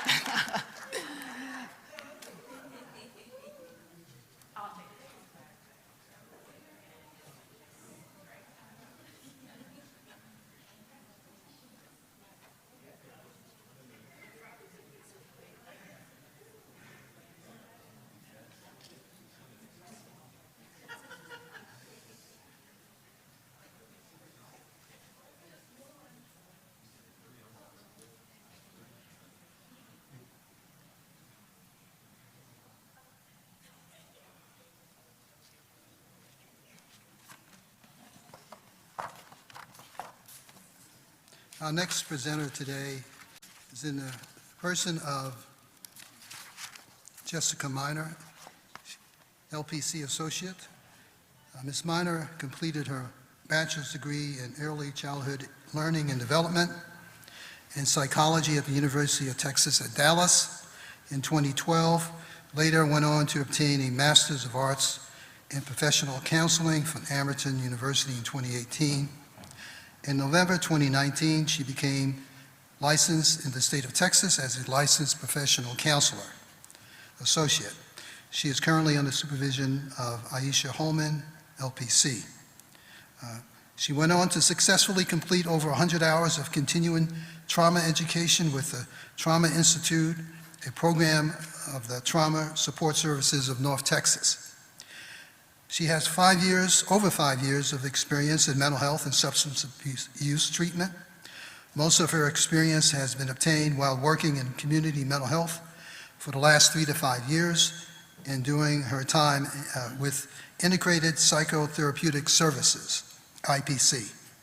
IPC is a substance use and mental health outpatient treatment facility in Dallas that specializes in provision of care to those individuals who are forensically involved and or indigent. While at IPC, Ms. Minor served in multiple capacities, including clinical assessor, human resource manager, and community relations manager. As a clinical assessor, she specializes in completion of biopsychosocial assessments, diagnosing and treatment planning for patients who were presented to her for care. She has been promoted to HR manager in that position.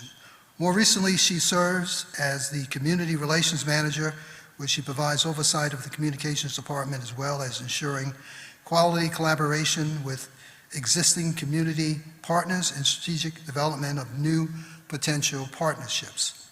Outside of IPC, Ms. Minor engages in direct clinical work in private practice, which includes individual and couples counseling, as well as mobile crisis intervention, assessment and treatment planning for local hospitals.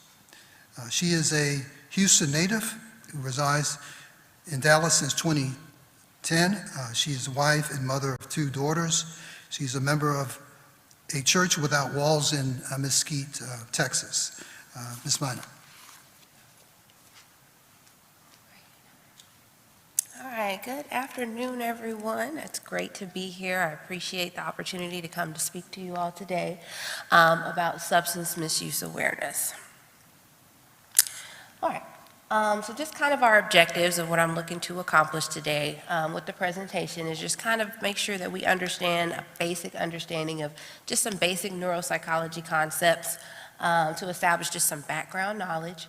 We're going to define characteristics of what a substance is and what substance misuse is, identify commonly misused substances, kind of discuss a little bit about U.S. statistics about prevalence as it relates to illicit substance use. We're going to increase awareness of the DSM-5 substance use disorder diagnostic criteria, increase understanding of specifically marijuana use, its prevalence and physiological impact on the brain, explore signs of marijuana withdrawal, examine treatment options, kind of discuss legal considerations, and then some resources. Now, I just wanted to put full disclaimer on the neuropsychology. I started off at UTD as a neuroscience major, okay? I did that for all the 1 semester, and I was like, yeah, no, I can't live my life like this. And so I transitioned into the childhood learning and development and psychology. But it's interesting how things come full circle. Because when I think about neuroscience, it's what's happening in the brain on like the molecular level, like the things that we can't visibly see with our eyes. And then things have come full circle for me though, because as a counselor, I'm able to work with the manifestation of those things that is happening on that molecular level. And so I think understanding basic concept of some of these neuropsychology concepts will better help us to understand how substance use impacts these things. All right, so the first part is just a diagram about affect, emotions, and moods. All of these things kind of are intertwined. Generally speaking, though, affect is like the overarching component, right? It's a broad range of feelings, emotions, and moods that we may experience. And then to break it down further, we've got emotions and moods. I'll start with talking about moods because it's more general, it's more long-standing, and it's usually relatively vague. You either have a good mood or a bad mood, right? And then within those moods, there's not necessarily like a facial expression of being in a good mood or a facial expression with being in a bad mood, right? And some people you just know generally are in a good mood, right? You know some people that they're really upbeat, they're usually really positive, like you like being around those people.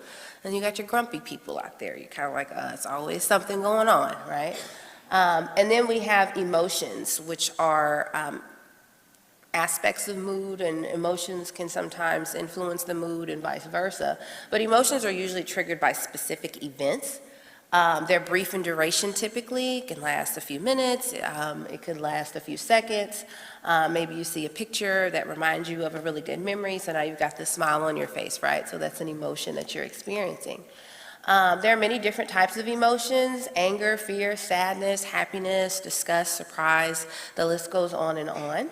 And usually there is some sort of distinct facial expression that's associated with those emotions. And they're usually action-oriented, meaning it drives our behavior. It's important to note that mood can significantly impact different aspects of our life, including how people think, feel, and behave. These different affective states can impact our motivational levels and our decision-making, and they can also affect relationships and how we interact with the world around us. This next slide that I need to press go to is about perception, okay? So perception is our brain's ability to interpret the world around us, utilizing our senses, what we can see, feel, hear, taste, and touch. And based off of our life experiences and the external stimuli around us, we tend to interpret information based off of that. Everyone has a different perspective. Everyone has different perceptions. And so I like this elephant. It's an optical illusion. And so when you look at it, the question is, how many legs does the elephant have? Well, at first, I mean, based off of what we know that elephants have 4 legs because that's just common knowledge, right? But when you look at this illusion, it's kind of trippy, right? And think about how you process this information. Are you looking at the elephant from the top down? Are you looking from the feet up? Are you trying to take in the whole thing as a whole?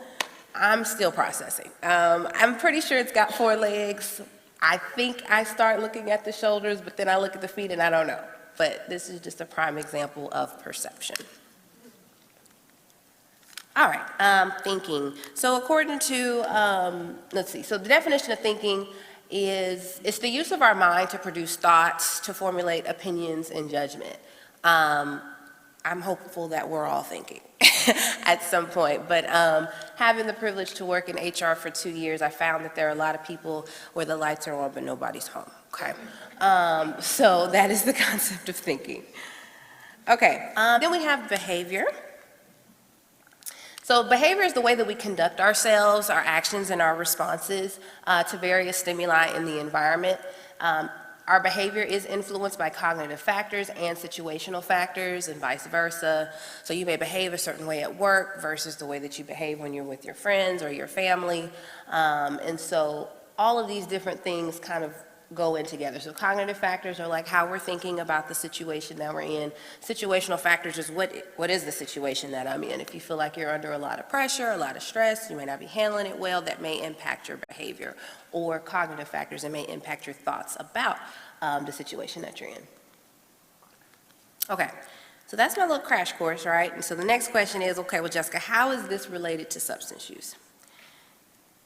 Okay. And this is all intertwined because substances are anything that you put into your body that is going to change the way your brain functions. And these changes can affect our perception, our affect, mood, emotions, our thinking, and our behavior. So what is substance misuse? So substance misuse is basically using any sort of alcohol, illegal drugs, or over-the-counter prescriptions in a way that are not meant to be used, right? So we go to the doctor, we get a prescription medications, they're very specific in how much of the medicine you're supposed to take, how many times of the day you're supposed to take, okay? If you don't take the medicine like it's being prescribed, then you're misusing the substance even though you're getting it legally prescribed, okay? It is possible to misuse a substance one time. It's possible to misuse a substance occasionally. And then it's also those people that misuse them on a regular basis. And so the thing about it is that over time, substance misuse can become an unhealthy way to respond to stress and anxiety. There's been a shift overall in mental health as of recent to kind of shy away from the term substance abuse. That's been like the big thing for many years is substance abuse. But now, you know, the mental health field is starting to utilize the term substance misuse. Substance misuse is considered a disease of the brain, basically. That there's things going on a molecular level that is causing that individual or those individuals to continue to engage in this behavior despite the negative consequences. It's funny to me because back in college, I remember watching it was a Cat Williams on a Netflix comedy special. And he was talking about using marijuana. And he specifically was using the joke of the lights getting turned off, right? Like they don't want a piece of the bill, they don't want half, they don't want a deposit, they want the whole thing. And so then he goes on to talk about how he hit the blunt, right? And it was like, man, bad word, Jesus fix it. Forget those lights, Father God. I have candles that I've been waiting to burn. Okay, and while at the time I thought it was really funny, it's like, yeah, I got candles, that's great. It really makes me think about how the fact that really at the end of the day is avoidant behavior, right? It's avoidant behavior. We're not dealing with the problem that's actually presenting itself. It robs us of the opportunity to really demonstrate that, I'm resilient and I'm able to solve these problems on my own. It's a temporary fix. The high lasts for a very short period of time, and then once the high is over, like reality comes back. And so the thing about it is that it's a feedback loop. When we experience stress, we release cortisol, it doesn't feel good, we get really anxious, and so we try and engage in behavior that helps to reduce those feelings.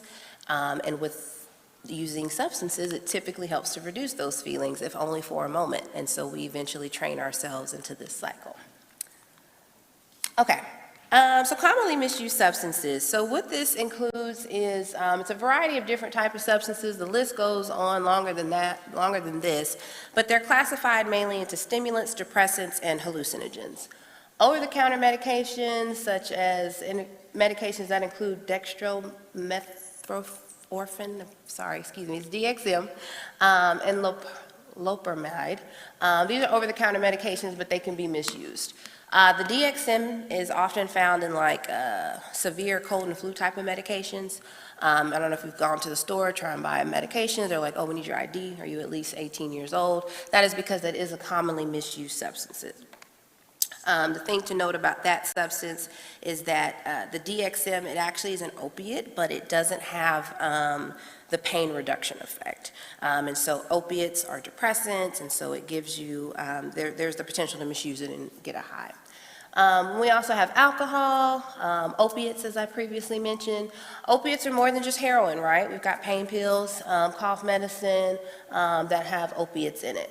Benzodiazepines, also known as anxiety medications, nicotine products, as what was previously discussed.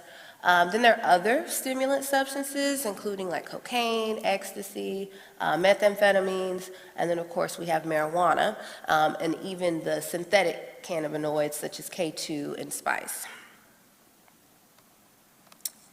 Okay. So the U.S. drug classification, so the DEA has basically ranked all of these different substances based on a series of schedules. And so the schedules range from Schedule 1 through a Schedule 5. You could probably hardly see this, but what you want to know about Schedule 1 is that these are the most, intensive, if you will. These drugs, the DEA says there's no currently accepted medical use, and there's high potential for abuse. They're most dangerous drugs of all the drugs with potentially severe psychological or physical dependence. And so some examples of Schedule 1 drugs are heroin, LSD, ecstasy, peyote, and marijuana is on here as well. And then it goes down from there. Schedule 2, these drugs have a high potential for abuse, with use potentially leading to severe psychological, physical dependence. They're also considered dangerous, and so that's going to be cocaine, meth, methadone, oxycodone, fentanyl, Adderall, Ritalin. And then it just goes down from there with some of the lower doses. Okay, and then just some basic statistics. Statistics was not my forte in school, but I did enough to get by. According to the National Center for Drug Abuse, 50% of people aged 12 and older have used illicit drugs at least once. So statistically speaking, half the people in this room have used some sort of illicit substance. Drug overdoses have exceeded 700,000 since 2000 and are nearing 1 million. And federal budget for drug control in 2020 was $35 billion. So the United States has spent $35 billion to try and address drug control.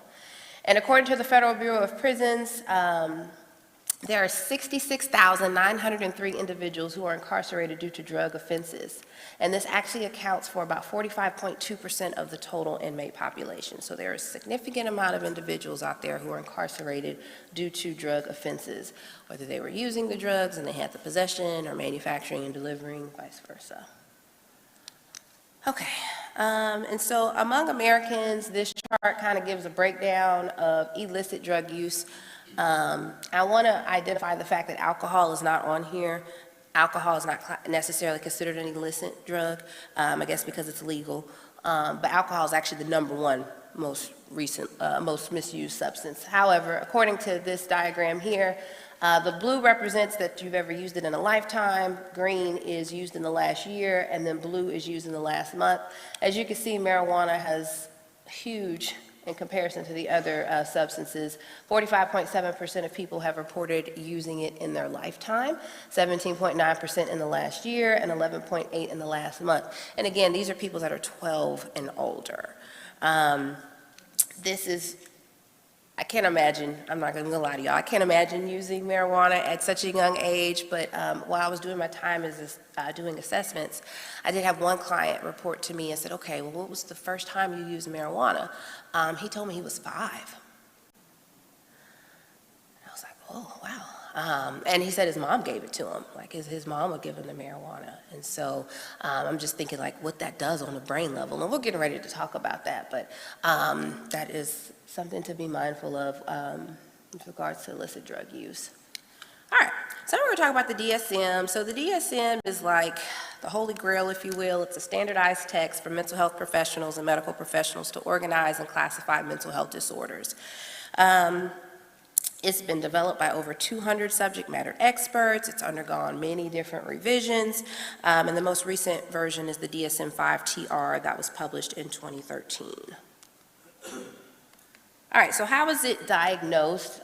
This is just kind of a visual aid of kind of, craving the substances, wanting to cut back, and I'll go into more depth, but I think a lot of times when people think about substance misuse, they think of substance abuse, they think of the person that's on the street begging for money because they've spent all their money on drugs, or the person that's stealing from family members because they just need to get their fix, right? So those are the more like extreme versions. Those are some people's realities, but it's not everyone's reality. So according to the DSM, a substance use disorder is classified when 2 or more of the following criteria are met within a 12-month period. So the first one is using larger amounts of a substance or using it longer than intended, right? So I'm just gonna smoke this one time, and then a couple days later, I think I'm gonna do it again, I'm just stressed, just a little bit more, and then next thing you know, you're using more than you intended. Another one is trying to cut down or stop, but just haven't been able to. I'm gonna quit when I get ready. I'm gonna quit when I get ready. You just never quite there, right? Then there's the experiencing of intense cravings or urges to use the substance.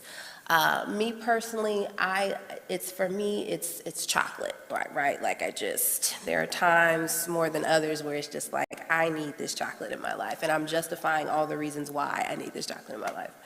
And then another one is increasing the amount of a substance to get the same effect as before.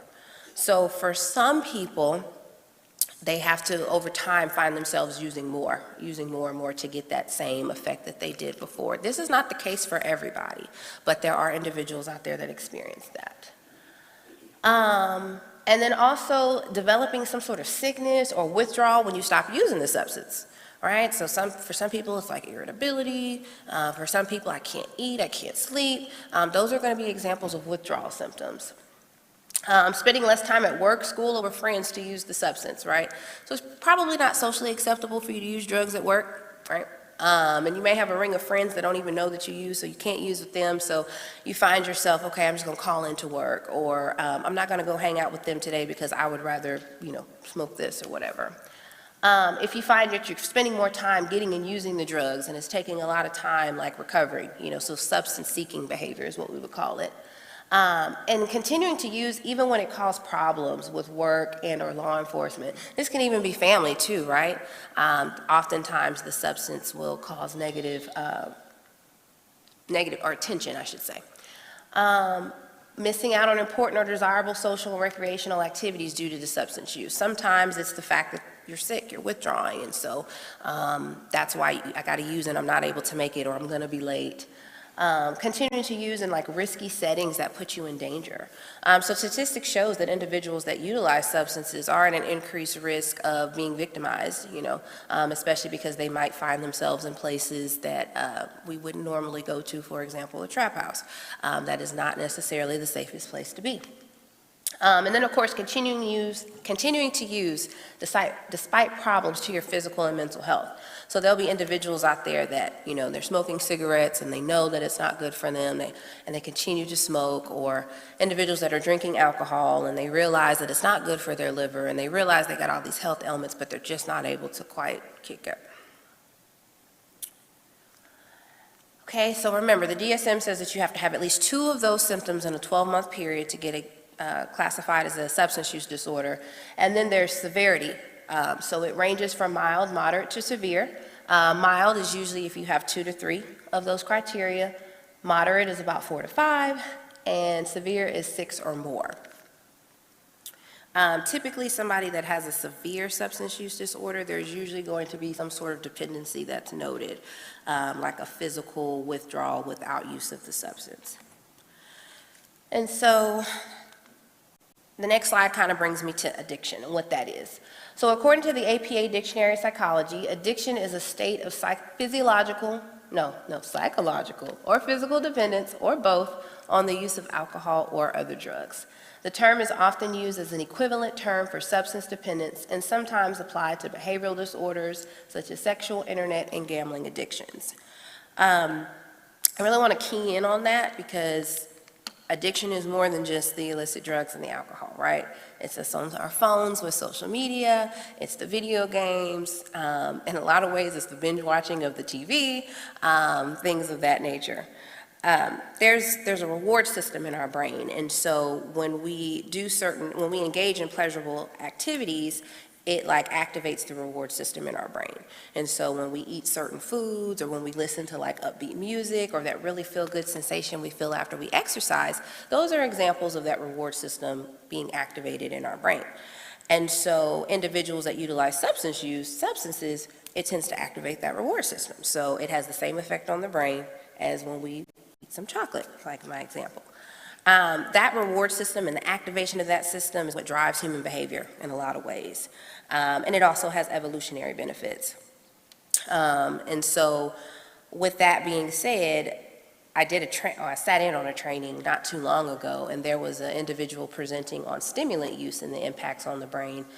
He was specifically talking about cocaine. But one thing that stood out to me was how he talked about how some people's brains are just a bit more sensitive to pleasure, meaning like yeah, we both had a piece of the same cake. Yeah, this is good. That's good. That's cool. And then for the next person, it's like they trying to find their mama in the cake. Like, this cake is the bomb. I'm like, it's not that deep, right? But that's because the cake is having a different reaction on the response to their brain than mine is, right? And so with that being said, we have to be mindful that individuals that suffer from substance use, the drugs are having a different response on their brain than maybe for you. And so sometimes it can be difficult for us to like understand. So I just kind of go back to that whole, neuroscience component right there. Like, there's a science behind it. We're seeing the behavior, we're seeing it, and we're disturbed by the behavior, but we have to understand that it's a lot deeper than just, oh, you're choosing to do that. You're choosing those drugs over us. Studies have shown, they've done studies with cocaine in mice. And basically, long story short, the mice got so bad that they would choose the cocaine over food. They would choose it over water, just because of the effects that it was having on the brain. I mean, it is literally restructuring the brain.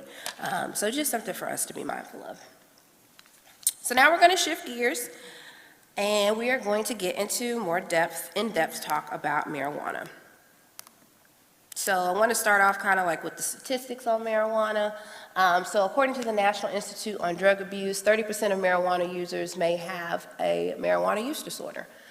So remember those 12, I was telling you, got to have 2 of these in order to get the diagnosis. Well, 30% of individuals that utilize marijuana would classify for that marijuana use disorder.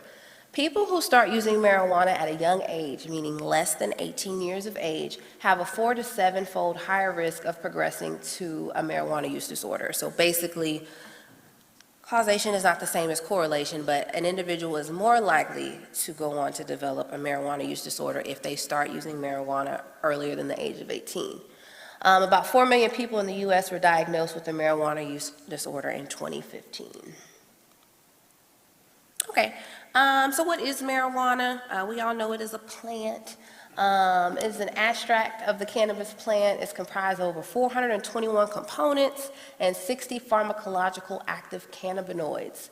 And the 2 most common cannabinoids are tetrahydrocannabinol, THC, and cannabidiol, CBD. So marijuana is stored in fat cells, liver, muscles, and spleen, and then it's redistributed into the bloodstream long after ingestion. And I did just put a little asterisk here. I don't go into CBD in my presentation, but just know that CBD doesn't produce any of the psychoactive responses that THC does. There are various strains of cannabis. Sativa, indica, and then there are different hybrids. The main ones, though, are sativa and indica. Typically, sativa is going to have a higher concentrate of THC.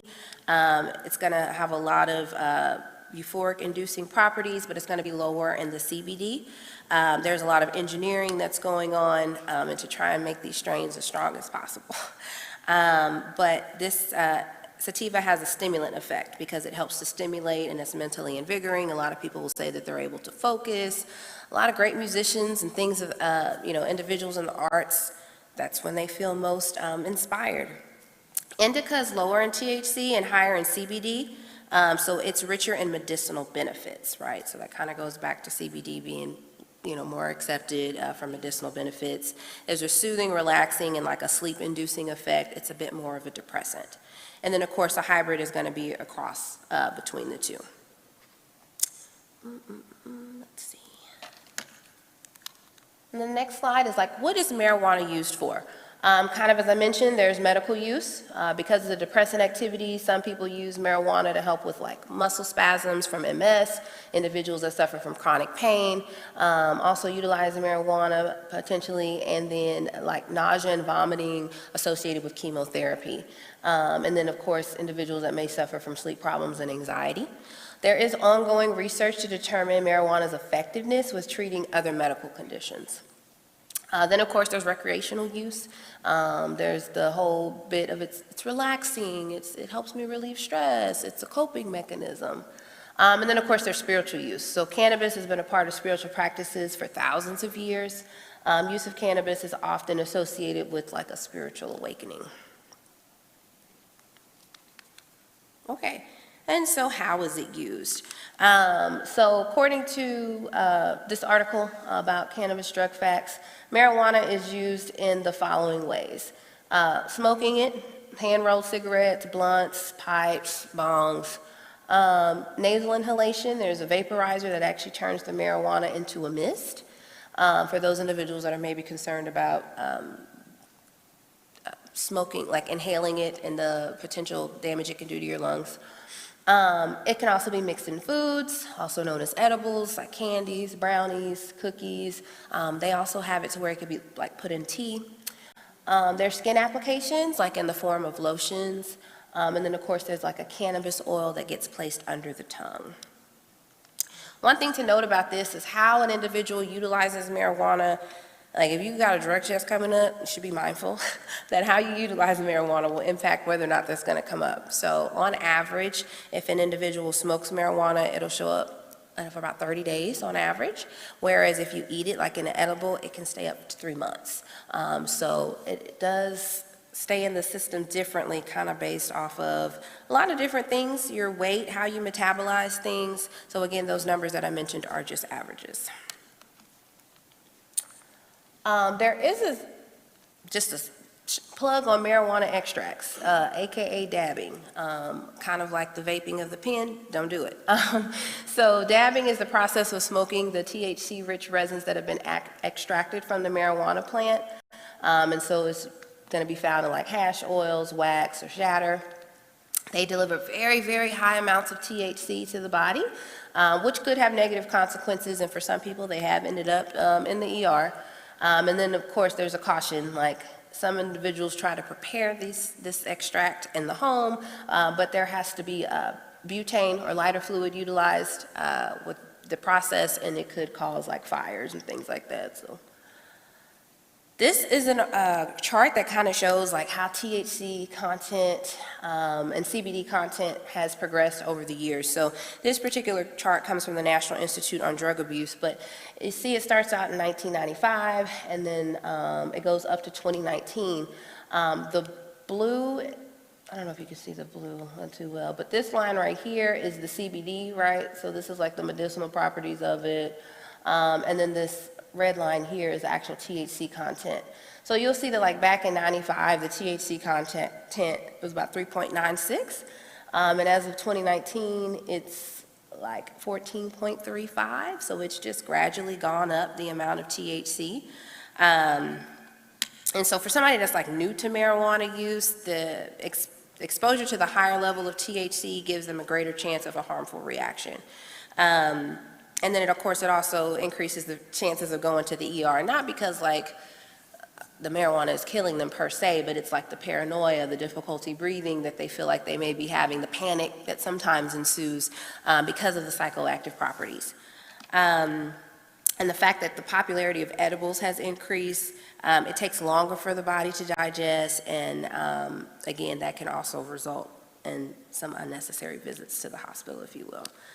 Okay, and then also note that higher levels of THC are also positively correlated with the increased possibility of developing some sort of addiction to the marijuana.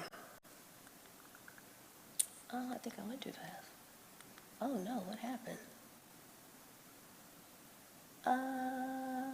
Okay, and so this kind of reiterates what was on the graph, but I think what stands out to me though is this sentence also talks about newer forms of marijuana that are available, and like the hash oil, that like the THC can be like 50% all the way up to 80%, right? So we're talking about 3.6% in the 90s, and now more recently we've got 50 products out there that gives us 50 to 80% THC like that.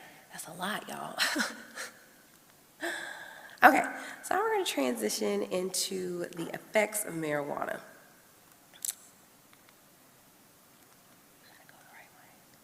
Okay. All right, so we're talking about short-term effects, which usually appear within 2 hours after use. So this one, a feeling of intense happiness or euphoria. Like, I think that's why a lot of people use it, right? That's what they're seeking. Sometimes you're going to have people that are continuously laughing and talking. Some people might get a little sleepy, lethargy, being stuck, right? Intense sensory perception, maybe just, I don't know, sounds seem louder, colors seem more vibrant. Then you have kind of the not so cool things, right? Some breathing problems. It may feel like, bro, I can't breathe. Some people develop red eyes, the munchies, increased appetite, experiencing like dry mouth, elevated blood pressure, and a faster heartbeat.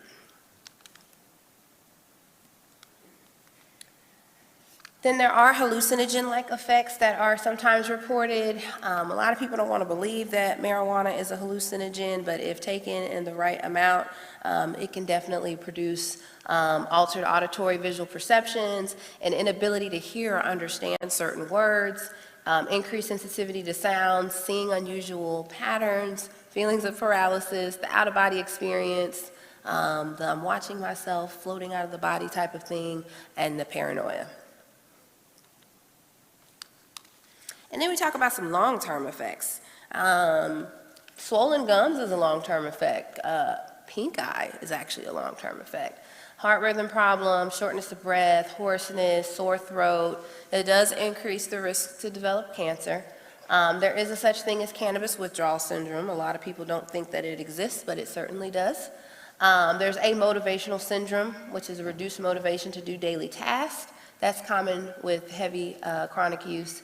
And then a cannabis-induced depersonalization, a recurrent feeling of being detached from your body. According to the researchers at UTD Center for Brain Health, there was a study published in 2016, that participants who began using marijuana at the age of 16 or younger demonstrated brain variations that indicate arrested brain development in the prefrontal cortex, which is the part of the brain that's responsible for like our judgment, reasoning, and complex thinking. Individuals who started using marijuana after the age of 16 showed the opposite effect, and they actually demonstrated signs of accelerated brain aging. And then there was a study done by Crystal Collier where she reported that in the brain, THC, it's not a study, she's explaining the science behind it. In the brain, THC binds to the cannabinoid receptors within, it's called our endocannabinoid system. And this system actually regulates pain, our appetite, mood, and memory, and it usually is influenced by the chemical compound called anandamide. However, when THC binds to the cannabinoid receptor, it artificially produces like a stronger effect than the body would naturally produce. And so if the system becomes overloaded with THC, then it disrupts the body's ability to regulate and relieve pain, our appetite, mood, and memory. And so this often results in like ongoing use by the individual to basically overcompensate about their brain's inability to regulate those domains naturally. So basically the brain's like, well, if you're going to provide it, then I don't need to produce it. That's basically what we're saying. Every time we ingest the THC, the brain's like, okay, you got it, I'll take a step back. But the challenge with that is that when you don't have the THC and the brain's not producing, then you're left unable to eat, struggling with managing your mood, unable to naturally deal with pain as it occurs. So.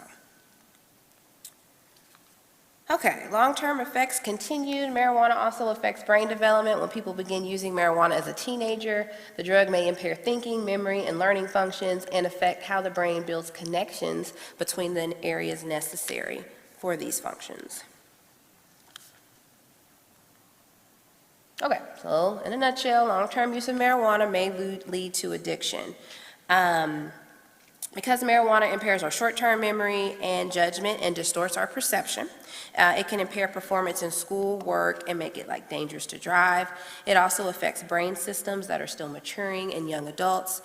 So regular use by teens may have negative, long-lasting effects. It does put them at a competitive disadvantage and possibly interfering with their well-being in other ways. And again, contrary to popular belief, marijuana can be addictive. All right, so cannabis withdrawal symptoms. So statistics say that 1 in 10 individuals who have dependence on marijuana are more likely to experience withdrawal symptoms. Typically, these symptoms occur within the first 7 days after they stop using. The symptoms can persist for up to 14 days, and then I also read it can go up to 20 days to experience these symptoms. According to the according to CDC, 1 in 10 Americans who use cannabis will become addicted. And then that number jumps to 1 in 6 if they begin using it before the age of 18. All right, so what is withdrawal? What does that look like? I'm not talking about withdrawing money from a bank account. Common symptoms of marijuana withdrawal include, but are not limited to, irritability, mood problems, sleep difficulties, decreased appetite, cravings, restlessness, depression, and abdominal pain. And what's interesting about this is, in my work working with substance use, a lot of people say that they use because of this. I'm always mad all the time. I can't eat. I can't sleep. I just be stressed, and so that's why I use. And so it's really this cycle. What came first, the chicken or the egg? Oh, but I do want to point out that marijuana withdrawal may not be as severe as withdrawal from other substances such as opiates, alcohol, cocaine, and heroin, which actually produce potentially dangerous and sometimes fatal withdrawals. So the deal about withdrawal from marijuana is that it will pass.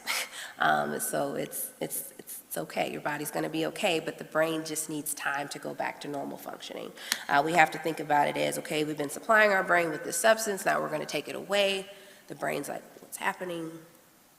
And then over time, the brain will go back to its normal function because at the end of the day, our brains are miraculous, right? And we are provided, the Lord has equipped us all with the brain that helps us to cope with stress and things of that nature. And so when we alter it, we just got to give it time to get back to base level functioning. So then treatment options. So with regards to marijuana use, there's no prescription medications out there to assist with any sort of withdrawal from it. It's really going to be a lot of therapy. So whether that's group therapy, individual therapy, cognitive behavioral therapy is a style of therapy where we really kind of talk about how our thoughts, feelings, and behaviors are all kind of intertwined. It's never the situation, but it's our thoughts about the situation that causes a chain reaction with our emotions that drills behavior. So really working with someone to try and help them develop coping skills. Harm reduction I put on here. Harm reduction is kind of controversial, but basically in a nutshell, it's okay, what can we do to just do less of it? Okay, so maybe you're smoking a whole blunt right now, maybe we can get it to half a blunt. What do we need to do to just kind of slowly taper you down? And then with regards to other substances such as opiates, harm reduction is maybe a facility that provides clean needles. So there's a whole literature on harm reduction. Motivational interviewing is a type of therapy as well where the clinician will ask a lot of thought-provoking questions, but the main goal is to initiate change talk amongst the person that's using. What is the reasons that you want to change? 12-step, so of course you've heard of AA and NA. It's usually a program. It's usually peer-ran, peer-facilitated. Individual participating will have a sponsor that kind of helps to be their accountability buddy. And then, of course, psychoeducation. So stuff like this, we've provided you all with psychoeducation today, and the goal is that you'll take that information and do something with it. All right, legal considerations. So this was a recent article that was published, where did I get this from? Oh my goodness, CNET. So on October 6th, cannabis laws across the U.S., federal legalization has come into focus as President Biden pardons marijuana possession convictions, and 5 states are putting recreational pot initiatives on the ballot.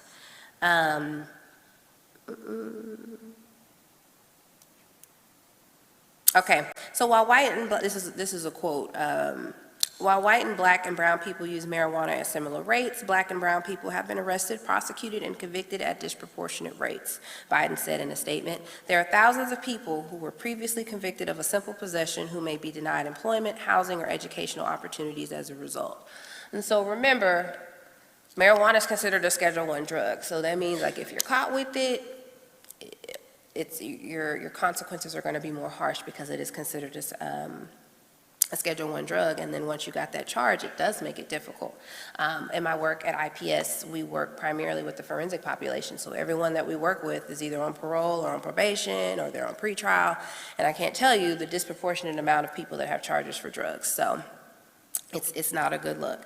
And so Biden is suggesting that him taking this action will remove the burden that may be associated with an individual having a criminal background due to simple drug charges. With regards to legal status,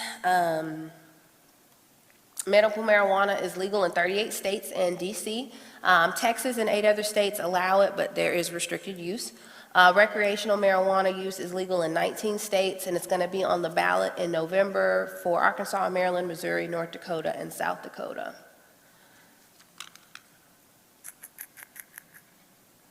Economically speaking, in 2021, the recreational cannabis industry alone generated $15 billion, and it's on target to surpass $25 billion by 2025. So it's definitely big business. And so with regards to the FDA's approval of marijuana, the FDA has approved medications,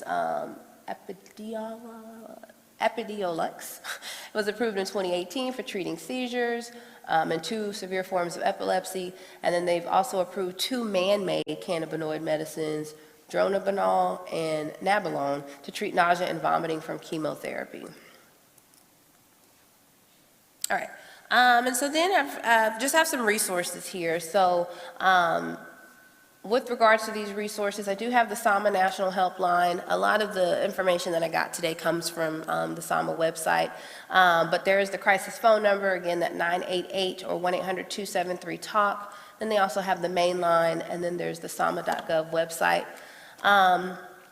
LifePath Systems is going to be the local mental health authority for Collin County. So basically they get, the state gets money, and then the state distributes the money amongst local mental health authorities. And Collin County's is LifePath System. So if you need help with mental health or substance use, or you know someone that needs help in these areas, this is their crisis number and this is their main phone number. And from there, they usually can provide you with local resources that you can turn to get assistance in those areas. For anyone that might be residing in Dallas, Ellis, Hunt, Kaufman, Navarro, and Rockwall County, North Texas Behavioral Health Authority, aka NIPA, is the local mental health authority for those counties. And they have a crisis phone line and a main phone in their website. Again, if you need assistance with getting connected to any sort of mental health or substance use treatment, those would be your go-to in your local counties. And then I just put my references, and several slides worth of references, and then I think my last slide is my thank you. Yeah, and then that's it. And thank y'all for your time today, and thanks for having me.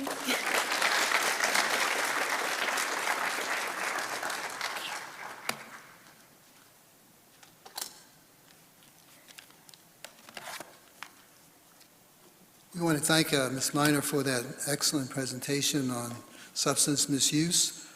We will have a 5-minute break. We're going to set up for a question and answer session. For our youth, if you have individual questions, we are asking that you see Sister Landrell Potts. She will meet with you, sitting there in the back. We will set up a second opportunity for the youth to have a number of an opportunity to get many of your questions answered regarding the subject matters that were presented today. So at this time, we're going to take a brief 5-minute break here and just set up so we can get the Q&A going. Ms. Minor may not be able to stay with us for this portion, however time she might have for us to do that. Thank you.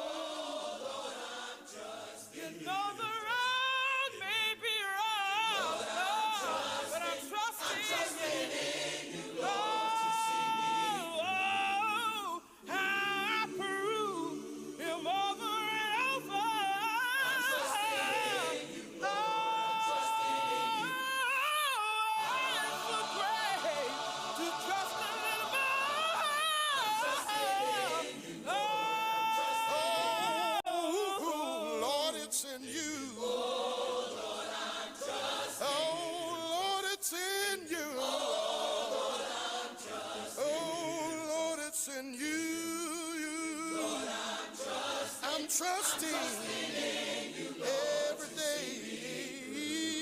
I'm trusting in you, Lord. I'm trusting in you, Lord. I'm trusting in you. I'm trusting in you. Every day of my life, yes, I am.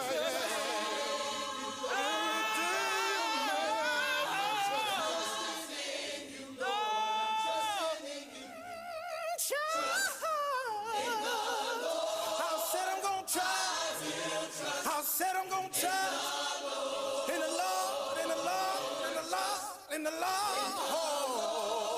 until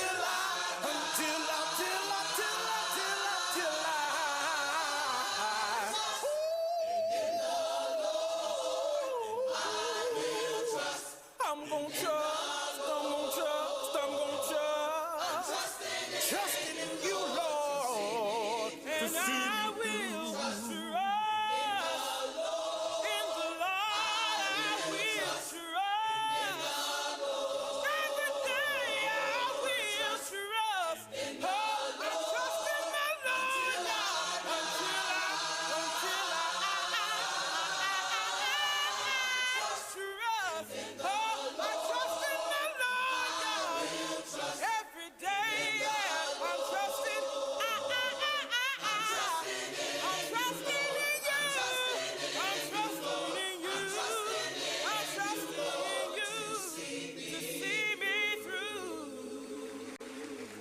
I found that it's easy to praise the Lord in the sunshine.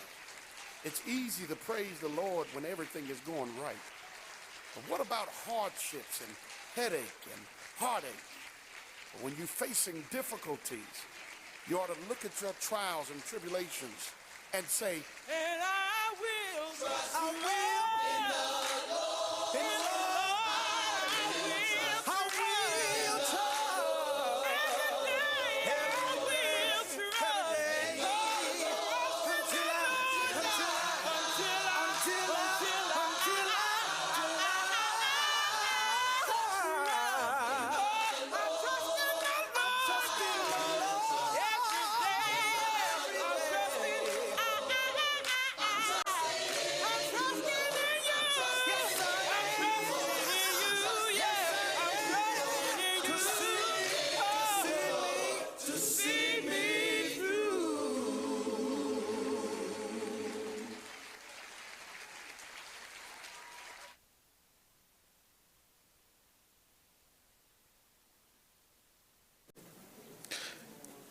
We're going to begin our question and answer session here with a question for Dr. Myers.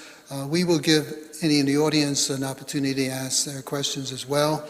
You can just raise your hand and we'll bring the mic to you so you can get your question to Dr. Myers or Dr. Gordon.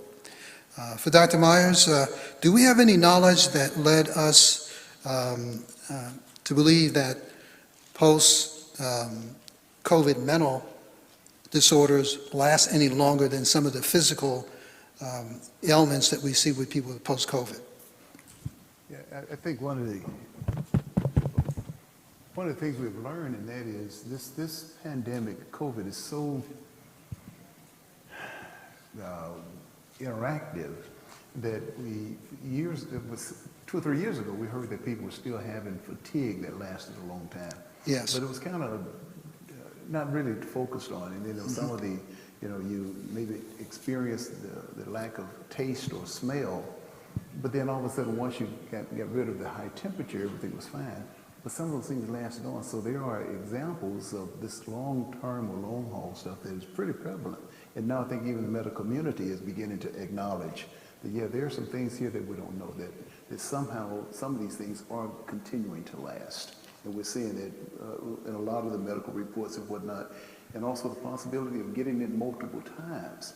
At first we didn't talk about that, but now it's pretty relevant. Even President Biden has had it a couple of times here in jail as well. So there are all kinds of things that constantly is coming out. So we're just kind of, allowing us to be familiar with all the information and realize that it's kind of hard to put this thing in one particular pigeonhole because it's ongoing.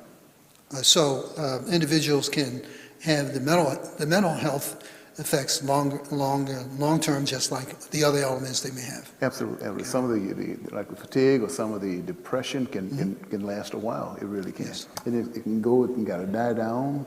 But then that's the complexity of our bodies, because if some of those triggers come up, then it's easy for that same thing to come up again. Absolutely. Okay. The other question would be, we've had the advantage of being able to be vaccinated against COVID. And we have other therapeutics that can help us if we became ill, and we do continue masking. Do you find that some persons, those sort of things should allow us to be more interactive in the community and less isolative as we have been? Yeah. Do you find that some individuals, despite those things, continue to exhibit a lot of isolative behaviors? Yeah, sometimes this COVID has kind of masked some of the things that we had going on already. There are a lot of folks that do not like to interact. Intimacy is one of those things that us humans struggle with. And so if I put a mask on or if I maintain my distance, that it might not be because of COVID, it's because I don't like to interact. And so some of that is kind of being masked up under the masking concept. But the bottom line is, we have to be kind of long-suffering with one another, because what might be fine with you, and we see that as we're coming out of some of these strong protocols. I was at a funeral out in Lubbock, and a lady saw me, had been out there for years, and she said, I know I'm not supposed to, but she reached over, just, I was masked up and everybody was masked up, but she hugged me, just held on. So we're dealing with a lot of things here. And that masking is helpful. Sometimes it's psychological. Sometimes it's important to mask because of what it can do so far as health-wise is concerned. Thank you. Anyone in the audience have particular questions for Dr. Myers? Okay, very good. Question for Dr. Gordon. You mentioned that inattention is one of the hallmarks of attention deficit disorders that we see in children. We understand that the degree of attention that a particular child can exhibit really depends on age. For example, a 5-year-old has a shorter attention span than, say, an 8-year-old does. How do we know when the lack of attention is a problem given the particular age of the child? I would say, am I good? Mm-hmm. I would say that we can usually determine that by our peers and working with our teachers in the classroom. Generally speaking, we can expect a child in early elementary school to have an attention span of 10 to 15 minutes. Whenever you plan an activity for someone, sorry, I'm not sure what's happening.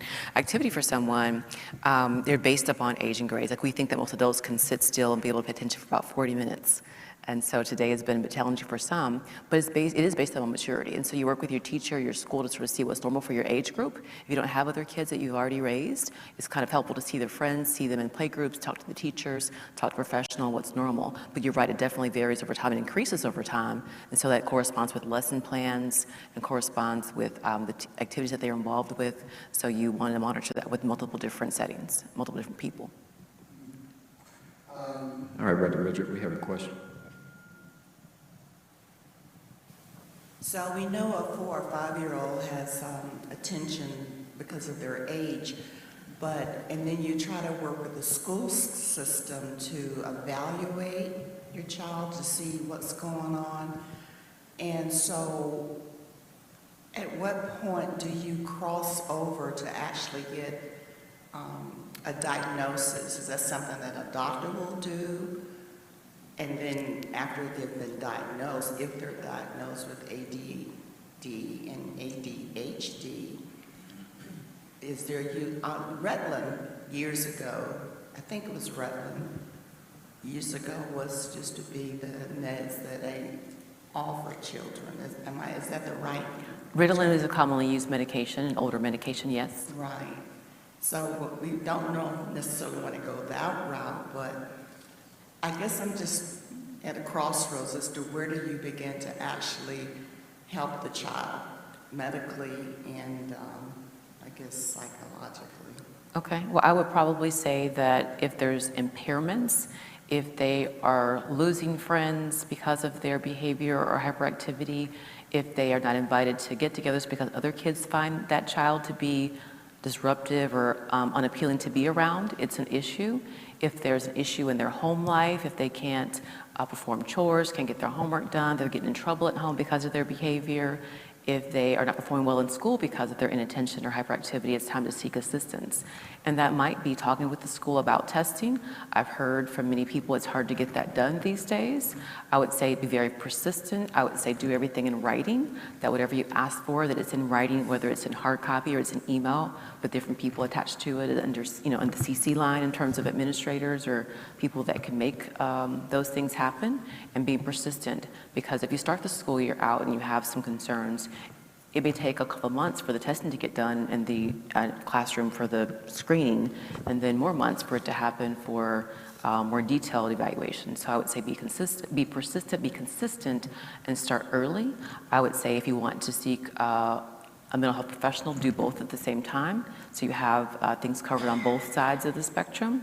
When it comes to that, I think that you can start with it depends on who your pediatrician is these days. They will do screening tools with you. There are rating scales that you can fill out in the offices or that you take home, where you take to teachers that can help with determining if there's a diagnosis or not.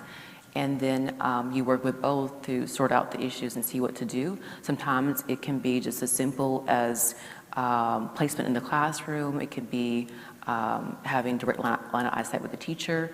Sometimes medications are helpful and necessary.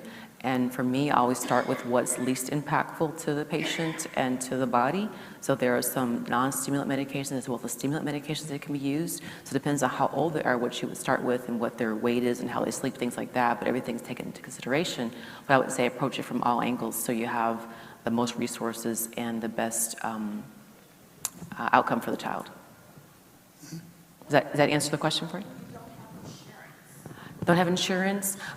When she mentioned that second resource based upon counties, the counties do have funds that are available. If you don't have funds in Dallas County, most likely for children, maybe she has a suggestion for you. For children, probably start with Children's Hospital, as well as it's called Child and Family Guidance in different cities across the Metroplex. Collin County, the services are a little bit different, but you probably want to start with calling the numbers that I don't have them available, but the numbers she mentioned on screen, they were for different counties there. You start with those resources, and they can tell you where to go based upon the age group. All right, one more question. I'm a third grade teacher, and I am struggling right now with several students who have been diagnosed, but it is their parents' choice not to medicate. I'm asking for what are some suggestions that I could use in the classroom to maybe help them be a little bit more focused, or help them with their wiggles or inattentiveness? I'm just looking for just some kind of suggestions. A more inattentive type or more hyperactive type? I've got both types. Both types? Yes. Okay. In different children. Do you were going to say something? I thought you were going to say something, no? I would say that for inattentive type, it is like line of sight with wherever the instruction is happening. Also, that different formats of teaching are used. I'm not sure what grade level you're describing, but kids can refocus if the format changes. If you're working, I guess I'm old, so I went to school with all chalkboards, but if you're now using electronic media where you use whiteboards or you switch from different types of educational materials to make sure they are engaged and keep moving their focus to one thing or the other, but based upon the classroom instruction, probably different forms of instruction will be helpful. If they're hyperactive, giving that chance a child to use, to stand while they do work or listen to the instruction, maybe in the back of the room so they don't disrupt others. There are sensory devices that you can use. Sometimes if they're allowed in your school, fidget toys that can help them stay on task and better focused. Sometimes there's a seat that you can, like a little, not a cushion, but a thing you can put in the chair that provides some stimulation so they wobble and move. They can sort of work on balance, but they're still hopefully paying attention. Different types of seating can be helpful, like the actual structure. Balance balls can be helpful in classrooms if they're allowed in certain places in schools. I would also say give short instructions for kids who are inattentive or hyperactive, like give very basic instructions. And if you can, I know that you're in front of a classroom, give them smaller portions of work to do if that were possible. And then that their recall or that their assignments there's a strategy in the classroom that the parents take home with them. Like your folder is, this is how the folder, you check it before you go home. They get a check before they go to school. So it actually makes it back to school with them. Those are some basic ideas. If I don't know your age range, but just some ideas. Yeah, one of the things that we've done as a congregation here, we have a partnership with the Christian Works, and they have about 20 to 25 licensed professional counselors and child counselors in that adolescent arena that have wonderful work on play therapy, where a lot of that kind of chronicling can help. And so that's a partnership that we've had with them for many years. And so we refer over to them, and we have I can't remember how long, maybe 10 years of a relationship with Christian Works and to help in these kinds of issues of trying to understand, what's going on. So. Good. In regards to attention deficit disorders, there seems to be more of it being diagnosed now than in the past. Which kind of disorder? Attention deficit disorders. There seems to be more of that being diagnosed now than in the past. Is that because there's more of it, or is that more because we have more clinical skills at diagnosing? I would probably say, I cannot speak to the literature because it varies quite a bit. Literature probably says, or it has said, that there is more openness to the idea, so more kids are being evaluated and being diagnosed. Some populations of people, certain demographics of people don't believe in that at this point, that it's a behavior concern, it's home training for some people, but so there are more people who are open to the idea of being assessed and therefore getting more diagnoses. There's also the idea that now we're growing up with kids who do lots of, even though I mentioned before that there's nothing that says that screen time causes ADHD, kids who might be more prone to have it, there's a lot more kids who are given devices for maintaining their behavior, or you go out to dinner somewhere and you see every kid at the table has their own device or their own little iPad or tablet when you go places. Kids are given devices that they're not using those devices, not being required to interact socially or engage in quiet time on their own, or to be able to self-regulate in certain situations. They're not going to places where they have to sit still for a while. They may only go to school. There's no other extracurricular activity or worship service that requires them to sort of focus and learn how to do those things. So I'm kind of mixed in terms of what's happening. I think more people are getting services and getting diagnosed. Other things are happening in our development and our time spent with our kids that might lead to them having that appearance more, as opposed to more self-regulation, home regulation. So I'm a mixed picture, personal opinion on that. Do you have any comments about that? Yeah, I think looking at the family a lot of times from a holistic standpoint can be helpful, because children react based upon some of the things that they see in us. And so you want to make sure that, you can always put somebody on drugs, but that has a cost of itself. But sometimes that's where talk therapy is so helpful, because sometimes it's not about the medication. Sometimes it's about how I'm trying to process what I'm going through right now.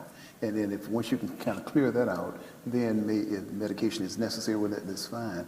But a lot of times it's because of something that might be going on from a social standpoint or family standpoint that might be something that can be treated without medication. But I would say that's that's an option. same kind of thing. Like I was thinking about people that we've met, and until you spend time with them and work with them, and people are able to trust you and tell you those things, you'll never know. Because you can have a kid especially, who is having a difficult home situation. Maybe they're even had people who have been homeless, and they're worried about what's going to happen that night. They're worried about how they're going to have something to eat, who's going to be home, if there's going to be a person who's going to take care of them, how they're going to get home. And so they're thinking about all those kind of things and can't focus on what's happening at school. And so once the parent or the child can trust you enough to tell you that, you can remedy those things through social services to get those things taken care of, and you have a different person at school. Also, the school lunch programs play a big factor in that. Over probably in the 70s and 80s, the kids who, it's happening now too, kids don't have food at home in many places, and having school lunch programs and school food services make a difference in the ability to focus, because you're not eating in the morning or lunch, you're sluggish and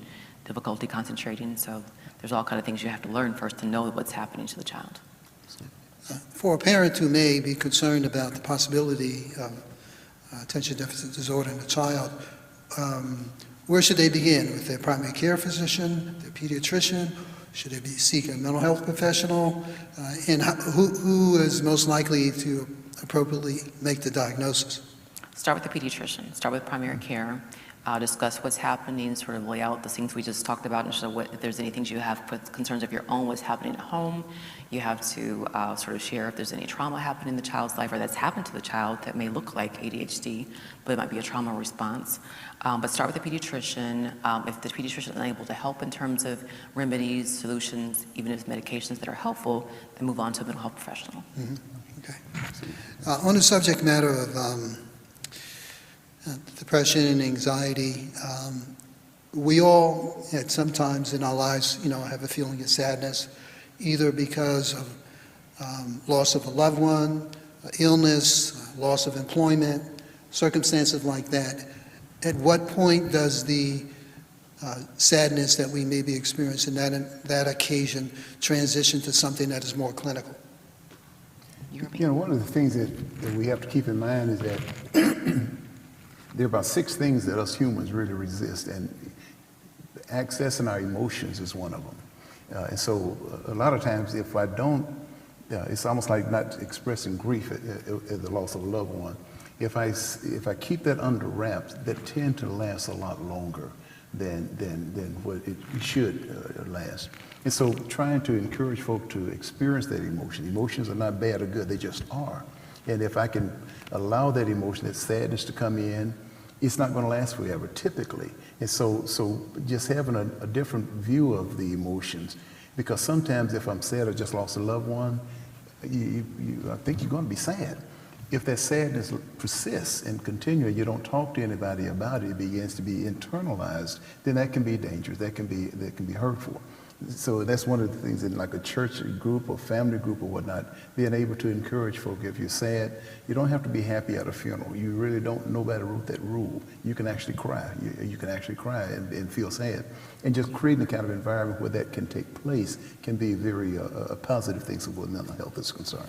Now, if it's prolonged, if you begin to lose appetite and it begins to show up in other factors in our lives, well, that's the time to be more focused on it. But typically, if you had a loss of a loved one, you experienced a job loss, or you would have moved, or you had COVID, and all of those kinds of things, you can expect our emotions to say this was not good, and I'm feeling withdrawal or sadness or whatever the case might be. If we keep it away from us, it will probably last a lot longer. If we embrace it, then hopefully we'll work through it a lot quicker. There are some individuals that have, for the most part, a pessimistic disposition. They kind of look at the glass half full as opposed to half empty as opposed to half full. How do we distinguish that this person may need some behavioral intervention versus, well, this is just their personality style? Yeah. Say that one more time. It sounds like this. Okay. There is an echo, yeah. Yes, there are some individuals that may just have a pessimistic, view of life, That's their personality disposition. How do we distinguish between a person with that basic disposition as opposed to someone who really might need some counseling, for example? When we are young, by the time we get 8 years old, we probably have developed our template for life. Yeah. And sometimes we learn that you can't be positive because you can be hurt. And so if I'm tempted to be positive, my experience has been that I'm going to get hurt or whatever, or I'm going to get disappointed. And so what I do is I never be happy. Mm-hmm. And so that's where therapy again, or group counseling, those kinds of things can be very helpful, mm-hmm. because we learn how to ride a bicycle with training wheels. And if I don't continue that effort, then I'll probably be riding with training wheels when I'm 40 years old. Because I learned as a child how to exist in a child world. And then sometimes I take that into my adult world. And I learn how to say, I'm not going to be happy, because if you get happy, you're going to get hurt. And so part of that is, can we learn, that's one nice thing about being a human and not an animal, we actually can learn different procedures and different processes to have a better life. And sometimes even Christianity, if we're not looking at it properly, can be a detriment for us from the standpoint that we hear in the sermon say, we're suffering for Christ. What I might hear is that my suffering is good. I need to be miserable because of my sin.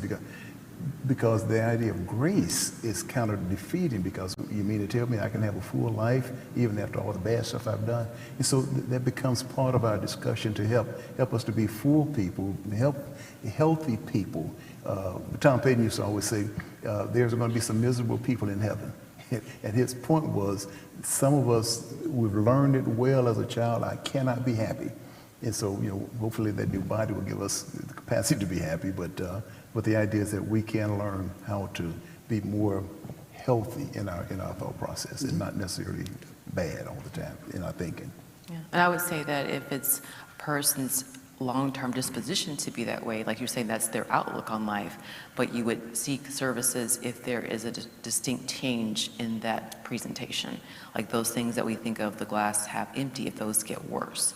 If we think we mentioned before, if the sleep gets worse, the irritability gets worse, if they are withdrawing, if they're not as productive as they were in their work or their family lives or social lives, then that will be the change you look for. So yes, everything that he said certainly is the case, but if you see a change in that outlook that was developed because of past hurts, then that's when you want to seek some services, additional services if you already haven't because of those early experiences. One final question here. And I think that's a statement of fact. Texas has the highest level of uninsured persons in the country, both parents and, by implication, children. How do a parent that may be uninsured access health care services, mental health services for a child or family member? Well, that one's pretty complex. So if the child would qualify for Medicaid services, do everything you need to do to get those services in place, the paperwork, the forms that need to be filled out to get the Medicaid services. There are providers that do take Medicaid for sure in terms of mental health services. There are people who stand in the gap between Medicaid and insurance. There's kind of don't qualify for either one. They don't have insurance, don't qualify for Medicaid. There are sliding scale programs that some clinics will offer, so you have to call the places that might offer services to children and adolescents and ask about sliding scale services. If they don't accept Medicaid, you don't have insurance, I would say ask about sliding scale services. The Christian Works that we mentioned before, my family has been there before for services, and so we really appreciate them. I would say that the county services, separate from Medicaid, can offer services to adolescents too. They are limited, but they're there. So I would say it does take a lot of time and effort, phone calls, internet searches to get the information that you need, but certainly asking loved ones and people that work in schools can be helpful too. Schools sometimes have resources, like where I work now, we have direct relationships with the schools in our county that we are a source of information when they need it. So I would check with your school, your primary care doctor, and the internet sources that we mentioned before.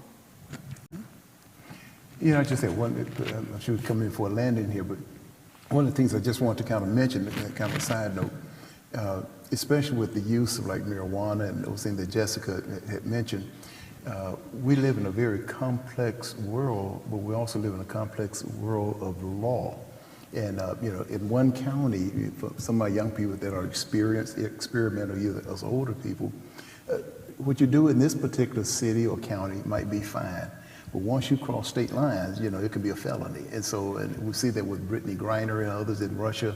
The amount of oil or whatever she had was minuscule, so for our standard. But now she's facing 10, 11 years in prison in Russia. And so that's one of the things, the mental health is complex enough. But now you add on top of that is the complexity of the law and the restrictions that are out there. So that's partly part of this particular effort today is to just kind of bring awareness to everybody. If I have a cousin or niece or whatever, we need to be aware that, you think you might be doing okay here in the county that you live in, but if you get in your car and cross into another county or another city, you might be illegal. And so that's not just the only reason you shouldn't do it, but we need to be cognizant of the complexity of it. Is it mental? Is it physical? Does it require medication? Does it require therapy? All of those are complexities that that's why it's nice to have this kind of a setting so we can discuss those things and make everybody aware of things that are going on. This may have been a question for Ms. Myers, but one of the questions I want to ask is, in those states where they have legalized recreational use of marijuana, are they regulating the content of THC in the particular products that are being sold? Because I would imagine the slide that you showed where the amount of THC in these products are increasing quite dramatically over the years. Do you have any knowledge as to whether or not individual states are monitoring for those commercially sold products with the content of THC in them? From a personal standpoint, just from the literature and exposure I have, it's when marijuana was first talked about, when our vets came back from Vietnam. Yeah. It was a big deal. But I think the same thing with we're doing when booze was out there. Once it's aware that money can be made, it's a revenue generator. I'm amazed at how things can change in a heartbeat. Yes. And so with prohibition, what was bad, but all of a sudden the lack of revenue and the ability to tax that began to change the complexion. And we're seeing the same thing. Some of the most red conservative states are now opening up to marijuana usage and relaxation of some of their laws. And so it's kind of it's an open market now. A lot of science is being done because like with glaucoma and chemotherapy treatments and all that, we're seeing some tremendous benefits where it kind of cuts down on the nausea and those kinds of things. But once that money element or revenue element is in there, we just want to make sure we stay as abreast as possible with our local physician or whatever the case might be as we move forward. Yeah. Okay. Some of my reading shows that dispensaries, places where it's legal, the dispensaries, people purchase what they want based on what it's supposed to do, based upon the hybrid, the cultivation that it's created for, and they list like the quantity or the concentration that's in it, and people purchase based on what they're looking for, the concentration that affects the price of it. So I don't know a lot about like multiple state laws and how that works, but I've done the most, reading about Colorado, and in Washington, you can sort of pick what you want based on what you want to use it for. And so that's some slight benefit, in terms of safety, if you know what you're getting. Like I warn my kids all the time, my work kids and my home kids, about safety, because you never know what you're getting. Yeah. People that think they're buying one thing or the other, it's something different. The biggest problem that is happening right now with prescription medications, pain pills, that you're getting Percocet. You think you're getting Percocet, but it's fentanyl, and a drop of fentanyl is lethal. Yeah. So I got off the question that you asked me, but I guess I'll just say there's a little bit of safety in knowing what you're getting whenever it is commercial and manufactured and monitored in that way, versus things that happen on the street and not knowing what you're getting, and production quality, if it comes down to that. Absolutely, yeah. Absolutely. Good. We're coming to the end of our meeting here this afternoon. We wanted to mention to anyone who want to access some of the resources that when you go to the church's webpage, YouTube church webpage, you can see the presentations, and the resources are at the end of each of the presentations. Also, if you're a member here, certainly of Greenville, you can access our counseling ministry with Dr. Myers at any time. You can reach out to him. With that, we would want to thank everyone for being a part. We hope that this meeting, session here, this presentation we've had today have proven to be most beneficial in education to everyone. And with that, we'll do we're going to have one last thing to do. For those of you who stayed around, we have one last door prize. Before we let everyone go today. We don't have to do it. Okay. Well, we had one more prize left around, so we might as well. Might as well. Right? Who wants a prize? No, I'm just kidding. Who wants a prize? We got one last gift. You want to pull it? Since you're, They may not be here. they may not. We're going to be pulling for a while, maybe. 580. No, We're going to go through these pretty quick. no, we're not going to. Okay. 536. There we go. All A right. winner. You sure? No, I'm just kidding. We'll extend a dismissal prayer as we go. Let's pray. Father in God, we thank you for the blessing, Lord, of this opportunity to learn about our mental health and how we can remain healthy in the mental health aspect of our lives. We thank you for the information to provide by the wonderful presenters today. We hope and pray, Lord, that we will care for our bodies and our minds as we care for our spirits as well. Guide us, direct us, and keep us in care. In Jesus' name we pray. Amen.